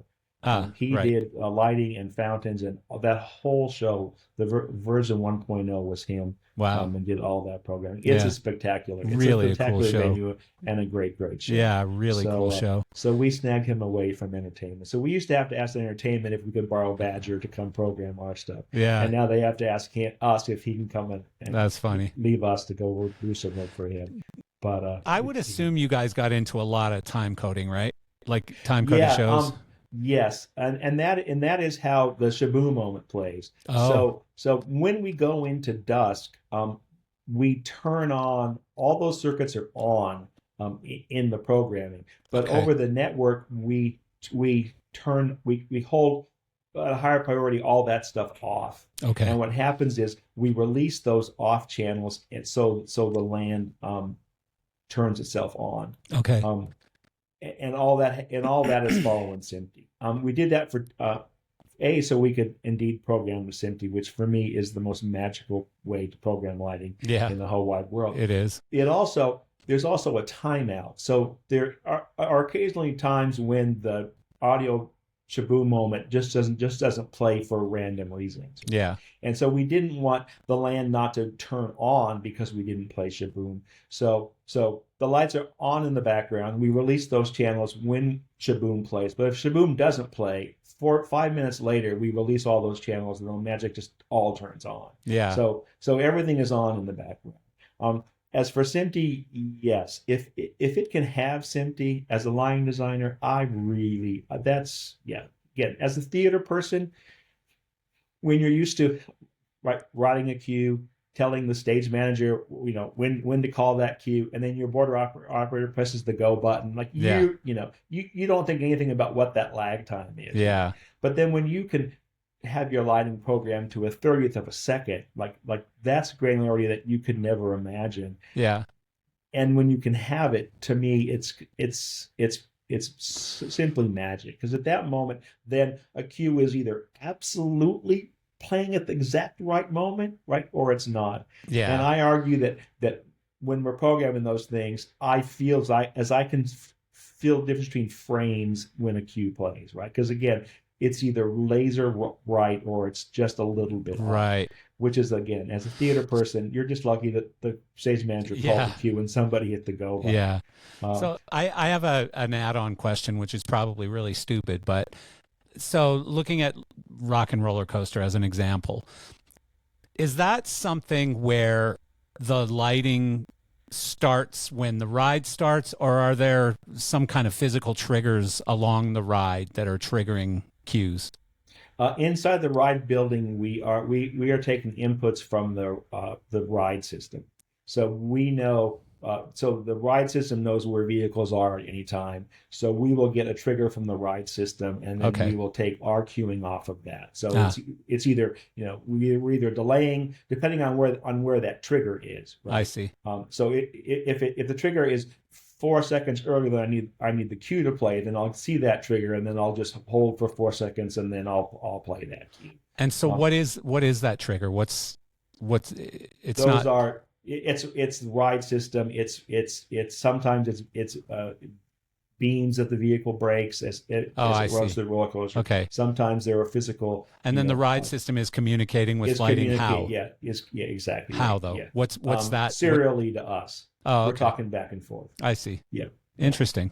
So and then that ride system is always monitoring where vehicles are at all times. Yeah. So we just listen to that, or sometimes the lighting team has our own set of triggers.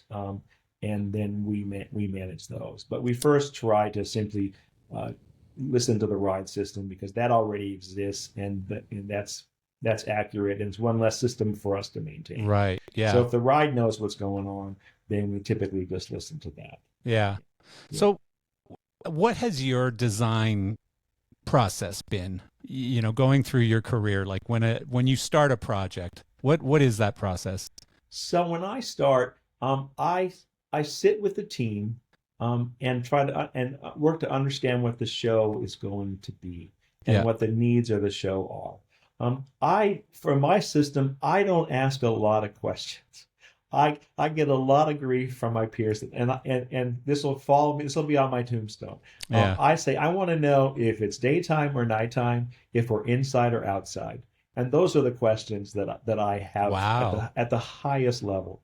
And that's all I really need to know. And this is, again, this has been my case from when I was a student. Like, this is all I need to know. Because I argue, I'm the lighting designer, and the lighting is my art, and I want to bring my art to you and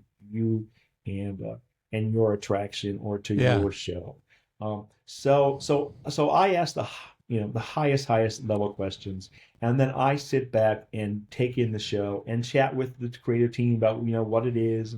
Again, if you're riding a Splash Mountain, there are scenes that you're inside and you're outside, and scenes that are day and night. And that really, for an attraction, is really all I need, because I don't want you telling me, oh, I think it's blue, or it's purple, or it's magenta. Like, I want that to be that's my art. Really great. Yeah, so it's just kind of creating the bumpers, right.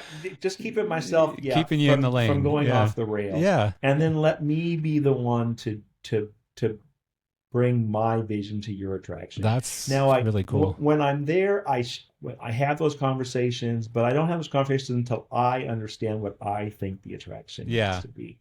And there'll be times like, I think it wants to be blue, and they think it wants to be red. Well, if that's the case, then we'll have these discussions, and then we'll we'll work together and figure out what it wants to be. And ultimately, the creative team buys off what it is that we leave. Yeah. But I really like to be the person that owns that art. I like that. The process is so hard that if you're not fighting for your art and your vision for what a thing looks like when it's completed, then it's way too easy to be knocked off course. Yeah. I say that to a lot of designers. So, a third of the time you'll be picking up somebody else's design after it's already been, engineered or put on paper, right? Like, electrical drawings are done. It's out. We're building the thing, and for some reason, you're going to be the lighting designer who has to go take those tools and make a show. Yeah. And that process is hard, and it's expensive, and people don't build things the way they're supposed to on drawings, right? Yeah. So there's a bunch of change that has to take place, and unless you're driving to see your vision at the very end, it's really hard to fight against those changes, right? Yeah. An example, early on when I was working with Pam on Splash Mountain, we were doing a shop, and lights couldn't go where they want to go. Okay, well, we won't install them there, right? And then she came out and said, "Oh, Ken, that wasn't the answer. The answer was to solve the problem, because those lights had a reason to be there." Yeah. A lesson that I've learned and have followed through my whole career. So I tell everybody, when you pick up somebody else's design, if it's hard, you need to just hunker down and figure out what somebody wanted that to be. Yeah. Because it's just too easy to say, oh, okay, if it's hard, I have no skin in the game. It's not my art. We'll just throw it out, right? And then a year later, somebody wants to know why that figure isn't lit correctly. You're like, oh, well, because a year ago, someone said it was hard, and I didn't know what that light did, so I said, just don't install it. Well, now those tools aren't there. So, I love that approach. I mean, it's not dissimilar to how I look at business, because I've been on all the different rungs of the ladder. I've been a CEO for the last 25 or so years, and I enjoy being sort of not the top of the food chain, being a boss, but I like being the penultimate decision. I like being the guy who at the end of the day has to live or die by the decision that I'm about to make. And it sounds like you're the same with your designs. Like you're not saying I'm an egomaniac, only I know how to do this, I know better than everyone. It's just that you want to really own it and make it yours, and you might collaborate along the way to get that done, but at the end of the day you're going to make the decisions. And it's similar to me with business. I'm not saying I know everything or I know more than my team do. I really rely on my team to help support my decisions, but it's my decisions. Right. And I want that to be the case too. Like, again, it's so hard, right, to find the time in the construction process and to do the test and adjust and do the programming. Unless you're fighting for what your ultimate vision is for something, it's just too easy to give up or give stuff away. And at the end of the day, the whole team weighs in on it, right? Executives, Iger will ride in the tracks. Now everybody gets to weigh in on what it looks like, but I want to be the one to show you what I think it wants to look like. Yeah. I have creative teams that keep saying, "Oh, we want to have a work session." I'm like, no, doesn't have a work session. Let me deliver what I think the scene should look like, and then we can review and comment. Yeah. But I'm a much better review and comment than work sessions. I don't want somebody else weighing in, on what something should be. Yeah, And I get the feeling you're not a guy that goes, well, what do you think? What do you think? No. What do you think? Yeah. What do you See, think? And then you make the average decision, right? See, I don't. And, I tell every young designer, the last thing you want to do is turn to somebody and ask them what they think your art should look like. Of course. Because as soon as you ask the question and they tell you, oh, I think it wants to be 180 degrees from what you want it to be, you then can't unhear that. Right? Yeah. And then when they say, oh, it wants to be X and it wants to be Y, then the whole struggle is to get them over to what you think Y wants to be. Yeah. It's much easier, at least for me, to show them what I think it wants to be. Yeah. And then most of the time that is successful. And they'll weigh in, oh, this is too bright, or little stuff, but not fundamental. What should the art we deliver in this attraction look like? And so for me, that has been my whole life. And again, the creative folks just want to know that you have a vision and you have passion, and that you're there fighting for their product to be as good as it can possibly be. That's the end. That's the goal, right? That's the goal. What you're there to do. Yeah. Right. So, and I don't want you to have to worry about how we get there or how many lights there are or where they're going to be. Like, that's my job. Yeah. I want you just to see it and know that I'm driving for it to be beautiful on your behalf, and trust me, it's gonna be okay. Well, the fact that you could keep that shaboom moment, away from everyone tells me that collaboration light. Yes. And again, I'm told it's a character flaw in my whole career. Yeah. But again, the reason that the stuff I deliver is as beautiful as it is because I'm the one you take ownership. Who's taking complete ownership. Another crazy, silly sidebar.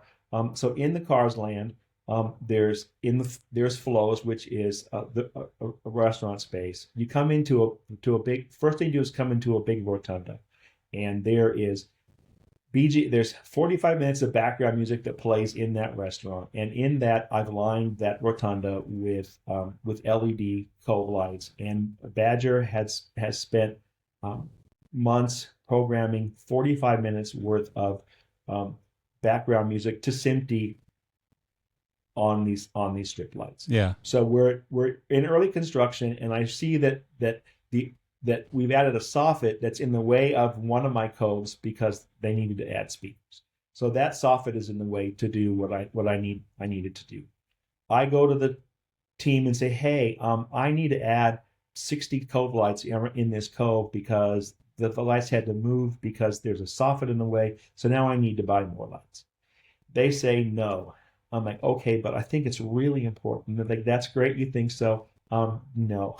Yeah. So I tell Badger, when you program this space, assume that these side fixtures are going to be there. So please put these in your configuration and program these fixtures as part of the show, because I'm going to keep working as hard as I can over the next few months to get these fixtures in. Yeah. I try again. I tell the team, hey, I have test and adjust money. Like, it'll be transparent. You're like, no. Uh-huh. So again, because I'm tenacious, I keep asking. They say, no, we don't need it. So finally, I'm laying in bed, turn to my wife and say, honey, I'm going to do something that's either going to get me fired or I'll be a hero, but I can't not do it. She's like, well, this is who you are. So if your career's on the line and you lose and sleep over it. So I go off, I buy these fixtures on my own. I get in there with the ladder one night. I made sure that the infrastructure was there, the power supplies were there. I just had to plug them in line and fill the soffit with these fixtures, address them, and they jumped in because Badger had programmed these as part of the show. Yeah. Fast forward to a walkthrough with the creative team who told me multiple times I can't have lights there. We're walking with Lasseter. Lasseter walks in. It's the first time he'd ever seen lighting programmed to SMPTE, and he's a kid in the candy store. Yeah. He can't believe that the lighting is moving like it does with the music. Yeah. And the creative team looks up and points at the place where there were lights. Yeah. And I said, yeah, I know they're there, but it was important that they be there. And they both turned to me and say, you were right. I mean, yeah, I was right. But I had to be willing to go against everything you told me and get myself fired because this is what's important to the show. Yeah. And now you're in it and you see it. And Lasseter is losing his mind over how magical, which is just an entrance to a restaurant can be. So again. So let me email you over the bill for the stuff that I had to buy. Right. Okay. Yeah. So as I at my retirement party, the show manager said, "Oh, and remember that time when remember that time when I bought the fixtures and installed them myself?" And she's like, "Yeah." She's like, "Well, good job." I'm like, "Yeah, you're welcome." Yeah. So did they pay you back? No. Oh my God.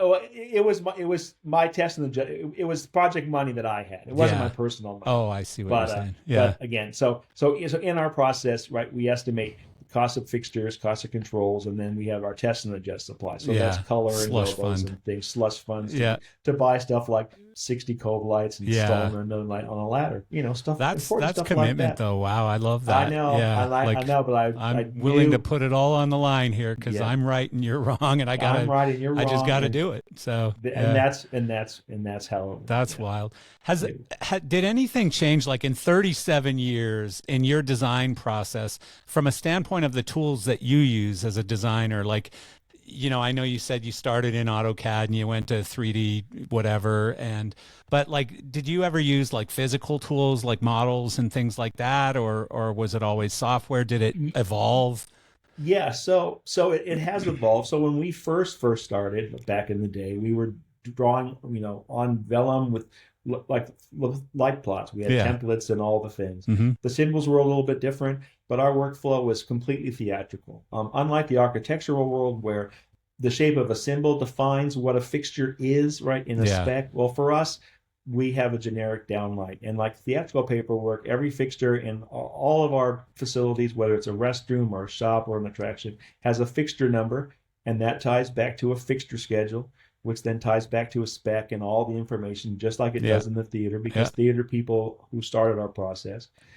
So we started hand drawing, and then we went from there to AutoCAD, and that was a really, really hard transition because the tools were new. But the difference there is that we knew what we were delivering, right? The deliverable was the same. The output from AutoCAD back in the 90s was a light plot. It looked just like a light plot that I would have drawn by hand.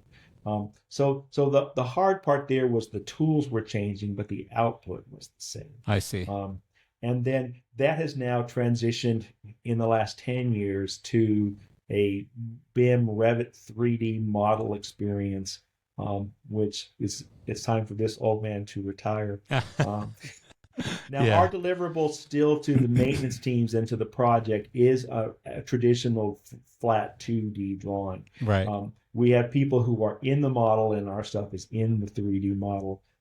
But as the lighting designer, that's not my job. I have enough work to do as a lighting designer that in my workflow, I can stay out of the model, and now I've hired people to work in the model and represent our fixtures in the model.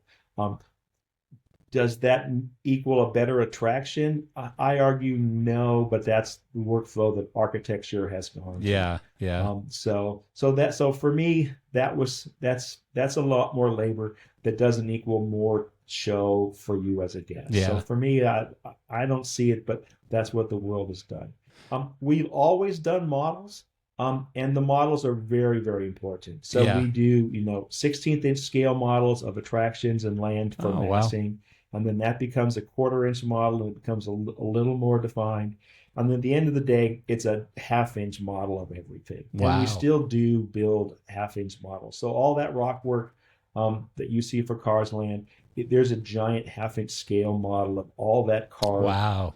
So that gets carved, and then that gets digitized, and then that goes into the process and becomes chips, and then becomes scratch code and becomes rock work. And And that then where workflow, and then where do they go? yeah. Then they go into a giant warehouse. Like we still have all of our models. We have and Wow. we Can you store. imagine Yeah. what that stuff is Yeah. worth I at think auction the or Ark of the whatever? Covenant is like right next door is my vision of what our model storage Wow. is. Yeah. I'm in the half-inch model and I'm standing at the half-inch model. So I will often sit with my ground plan, my catwalk layout that is on my drawing, and then I will sit at that half-inch model and say, oh well here, and then see on that model where a light should be to light somebody, and then sketch it on that drawing and then go back and put it in AutoCAD. So I work in all of those models. It's an important design tool because you can then physically see angle and positions that you can't see, right? Even in the 3D world, my phrase is the model is alive, and you can see anything you want in a model, and you can see any view you want in a model that's not necessarily the view that a Right. guest sees in a model. Yeah. Yeah. Yeah, right. So Yeah. I don't care that if you ride the ride backwards, you can see lights on the catwalks because you shouldn't ride the ride backwards. Right? but but in the 3D model, Mike, you can look backwards and then comment. I'm like, no, let's ride the vehicle the direction it goes. Yeah. So I'm a huge fan of the model, and our model shop people are spectacular. Yeah. I still argue that the real Disney magic in our attractions comes when the creative team talks to the model makers, and the model makers sit and they make the half. I can't imagine the complexity and the time involved in making those models. Oh, it's spectacular. Yeah. And the detail, like literally, if to see the half-inch model of Radiator Springs Racers ride is to be staring at the ride. Like Wow. everything that is in that building That is awesome. was handmade and is in that Before and the that ride, level too. of detail. Yeah, because Yeah, it's one thing to make it after the ride, but making it Right. before the ride exists Yeah. is pretty incredible. And then, Yeah. like, even just renderings sometimes blow my mind when I look at renderings and I see the real project, and you can hardly tell, like, a picture of the project versus the rendering look almost Yeah. identical. Yeah, That's no, when you know it's- you got it yeah. right. It's great. So in my process, so I sit and I talk with the team and I ponder what the show should be, and then I typically just sit down and just draft. Yeah. So for the Beauty and the Beast attraction in Tokyo, I sat at my friend's table in Palm Springs over a weekend and drafted that entire attraction over a weekend because I had given it all the thought and had all the discussion. Now it's just put the tools in place to realize what your vision is when it's all done. Yeah. And so I tell everybody, please always be driving to what you think the finished thing looks like in your head.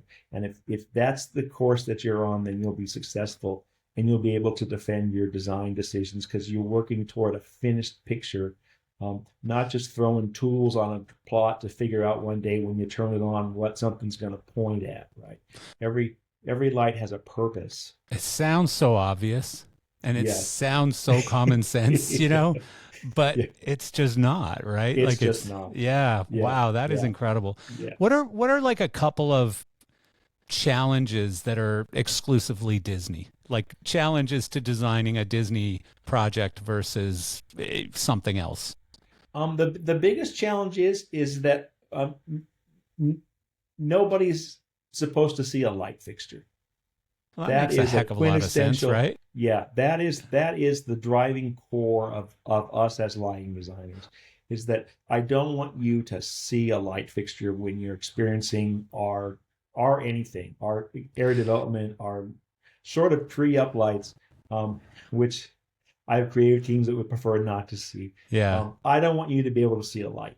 And so that's the fundamental difference between us and really everybody else. So when you're lighting all of that rock work for Cars Land, and the goal is you can't see a light fixture when you're in the land, it just wants to magically be lit. that's a big challenge. That's a huge Uh, challenge. yeah. Yeah. Other folks will just throw lights up on poles out in their development and whack at it, which is a fine way to do it, right? It depends on what you're going for. If you're going for what the thing looks like just stepping back and looking at it, then stuff on poles is fine. But if you want to be immersed in the land and be able to look around the land and not see light fixtures and things in your Yeah, face you don't and want it to eyes. wreck the fantasy, right? Like, because Right. you're living through this experience, and when you start seeing the things that are creating the experience, it changes everything. It's but it's so funny because I and all the idiots just like me in the industry, that's all we're doing when we're in a Disney attraction, right? Is we're trying to figure out how it works, just like probably a magician going to a magic act, right? You're trying to figure out the trick, right? And so we're trying to look at how everything works, how it got put together, but certainly what are the light sources, right? Right. And they're always really well hidden. I didn't know Yes. that was so. Is it Yeah. like an unspoken rule or it's a real rule? Well, it's a non. Everybody I share with, I share that's the goal, and in the organization that is the rule. Yeah. Yeah, that is the rule, and even in the rare instance where you can see something or you have to see something, our creative teams also are in on that secret and are looking out to make sure you don't see stuff. Yeah. So when I'm riding a ride, whether I'm assisting somebody, I'm always looking left and right and up and down, but experiencing the show in the right direction, but making sure that I'm not seeing flare off of a lens or a light fixture that I don't need to see. Yeah. We did that a lot in this last work in Tokyo.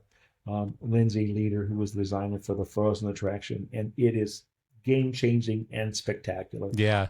My role as her assistant, as the executive on the project, was to make sure that I hid all the lights that for her. And so while she was busy worrying about what the composition was, I was the one sitting in the back of the boat looking and like, oh, I see a light. Right. And I'd take my crescent wrench and run up on that catwalk and try to find a new place to put it. And Wow. rehung some scenes 5 and 6 times. I'm sure to LED find made that a whole lot easier. Yes, You could get Yes. fixtures a lot closer to things and yeah. hide them in better places because heat wasn't such an issue and Heat stuff was like exactly that. right. Yeah. But now we're chasing. We need conditioned spaces on catwalks, which are a thing that we didn't worry about before. Yeah. Now a fixture is a computer sitting. We try to use fanless fixtures whenever possible, but it's still a computer sitting somewhere cooking away on a catwalk that needs conditioned spaces that quartz fixtures never did. Yeah. So now we're busy chasing requirements to treat our catwalks like they're full of video projectors. Right. So we're now having temperature and humidity requirements for back of house spaces moving forward that we never had before because the heat was never an issue. Interesting. Yeah. So Interesting. yeah, Are there any initiatives for like energy savings and stuff like that? Like, is that part of the design process or the consideration? Well, as we were going from incandescent NHID sources to LED, it was never a mandate for us to get there. But we are 100% LED probably for the last 10 years or so. Oh yeah, that made a huge and difference. that's a requirement that we really put upon ourselves. The Yeah. parks, of course, would love that because it's less to maintain and less to operate Yeah. for all of those reasons. But up until we finally had all the tools in the LED world to accomplish what we were working on, we had mixed sources like Yeah. Cars Land. Those were LEDs light the exterior, but everything in the attraction were quartz fixtures, and because that's what you. Well, one of the other funny things about LED, and it's becoming a bigger issue in touring, because in touring they're looking at alternative power sources now and stuff, especially festivals. They're using battery systems as opposed to diesel generators. But LEDs, when they're not on, are off versus a lot of the discharge stuff and whatever. You don't shut it off, you just douse it. Right. And so you get like they look at the energy savings and they go, this is a 2,000 watt lamp, this is a 300 watt lamp, so we're getting roughly 90% savings, but it's actually well beyond that because this one's shutting off when you're not using it. and the other one isn't. It's on pretty much from morning till night. Yep. And so, yeah. Are there any other like big challenges that I guess, you'd be like luxury, hold my beer. I can explain to you. The luxury for us is that we are on the project for its entire life cycle. Yeah. I'm in the room when we start talking about we're going to build Radiator Springs Racers, and I start that, and I'm the last person out the door at the very end, finishing programming, and I shut the door and the guests run in the front door. That's a luxury that I don't know of any other organization that has. Right? Well, and consulting. Then do you come back in? Do you come back in after and look at it again and say, there are things that we could fix? Yes. Pretty much as a civilian at that point. Okay. We have teams in each park that maintain the quality and review those shows. So there are staff in place whose job it is to maintain that stuff. But if I ride an attraction and something is wrong and should be fixed right away, I'll shoot an email off to the team and say, hey, you should get in there, and this is bad enough that someone should go check this focus. Yeah. But the ability to be there, so that's magical, is that I get to see it at every phase. And so I'm there in construction, and when something can't go where it was supposed to go and it has to move, I, as the lighting designer, get to decide where that fixture moves to. Yeah. And in any other world, it's the electrical, it's the electrician who decides where that downlight's going to go, because there's mechanical duct in the way, right? Right. So I can either have the power to fight to move the mechanical systems out of the way if it's important enough, or I can decide if there's another place that light can go, and as a lighting designer, I get to make that choice. So that's a real crazy blessing, and a way of working I can't imagine not working. Yeah. But what about other challenges though? Like outside of you can't see a light, are there other things that are relatively exclusively Disney, like where maybe in another type of job you wouldn't run into those types of problems? Not really. No. Yeah. No. Hiding the lights is important. Yeah. Being able to fight for the tools to be successful. Is something that's unique to being a member of the team in Imagineering. Well, and I think there's an inherent pressure to always do, you use the word a lot, magical, to do magical things, because you are in the most magical place on earth, right? Right. And so there's always pressure probably to not just be good, but to excel. And that to me seems like that would be significant on a daily basis, that kind of pressure. Yeah, there is all the history, and there's the magic that you're going to leave to the guests, and it's far more than just being able for someone to see something. Like, it wants to be magical. As you say, as a lighting designer and a member in the industry, you're writing our attractions, trying to figure out how we did that. Yeah. So we're always trying to make you have to figure out how we did that. That's awesome. So that's fun. Yeah. Driving industry to make products to make our jobs easier is something, again, that I had never experienced before. So that's great. But really, just being able to be a member of the team is fun and unique. And for me, I'm a real physical, hands-on person. So for my workflow, I'm the person who gets to decide where the lights go in an attraction. Yeah. And that's unique to Disney, and unique to me and the teams that I work with. So we do electrical drawings, and they go to the electrical contractor, and it shows lights on catwalks and in ceilings.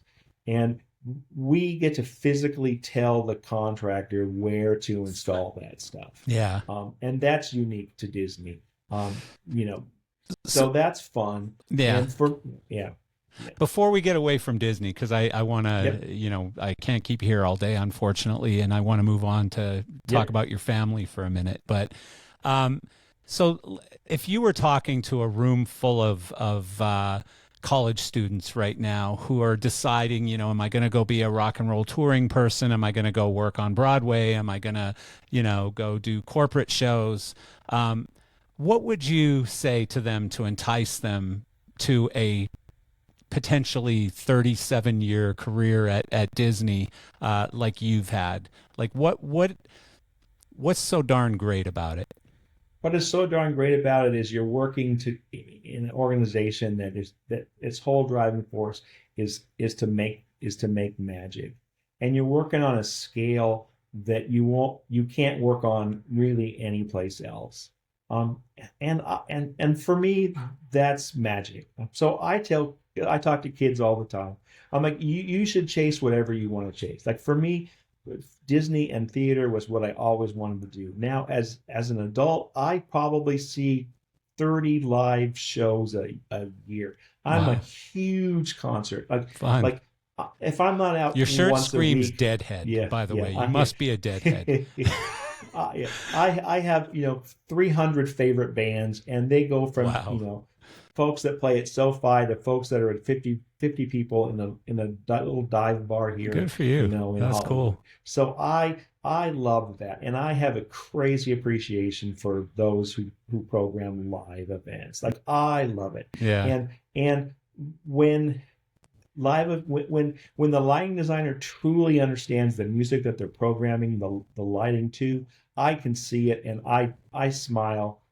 I tear up when lighting and the content are perfectly in line, and I can tell when the lighting designer has worked with that band and they are all in sync about what their show is Yeah. supposed to look like. Yeah. And you get to do that every day at Imagineering. And That's so cool. I'm like, chase whatever you want to chase.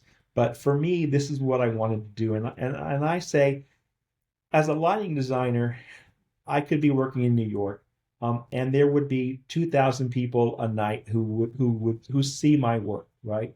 And out of those 2,000 people, maybe 100 of them open up the playbill and look to see who the lighting designer even was on that. Yeah. But you're playing to, again, and your show could run, it could be Hamilton and run forever. As a lighting designer at Disney, I've got 150,000 people, right, a day who see my work. They don't know who I am. I don't care that they don't know who I am, but my art is on display at a scale that's unfathomable in any other world of entertainment. And for a length of time that and for a length of time. You said something key when I asked you the question. You said at scale.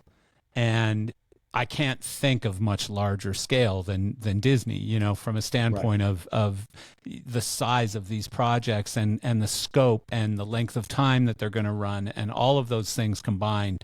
It's really incredible. So yeah, I mean, your shows in theory, run forever. yeah. And as a leader of teams, I led the line design team for the Star Wars Galaxy's Edge projects here in Disneyland in Florida, and just finished this ridiculous Disney Springs expansion for Tokyo Disney Seas. Mm.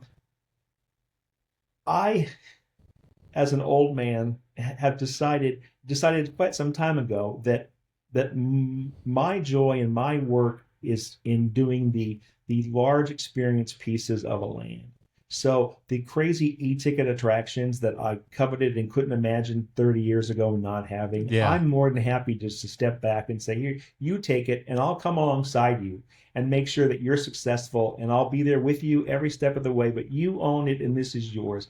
And I'm going to take what is the area development and rock work. So in the last 10 years, 12 years of my career, what's defined my art is my ability to light giant, large-scale rock work installations. Right. Fun. It started with Cars Land.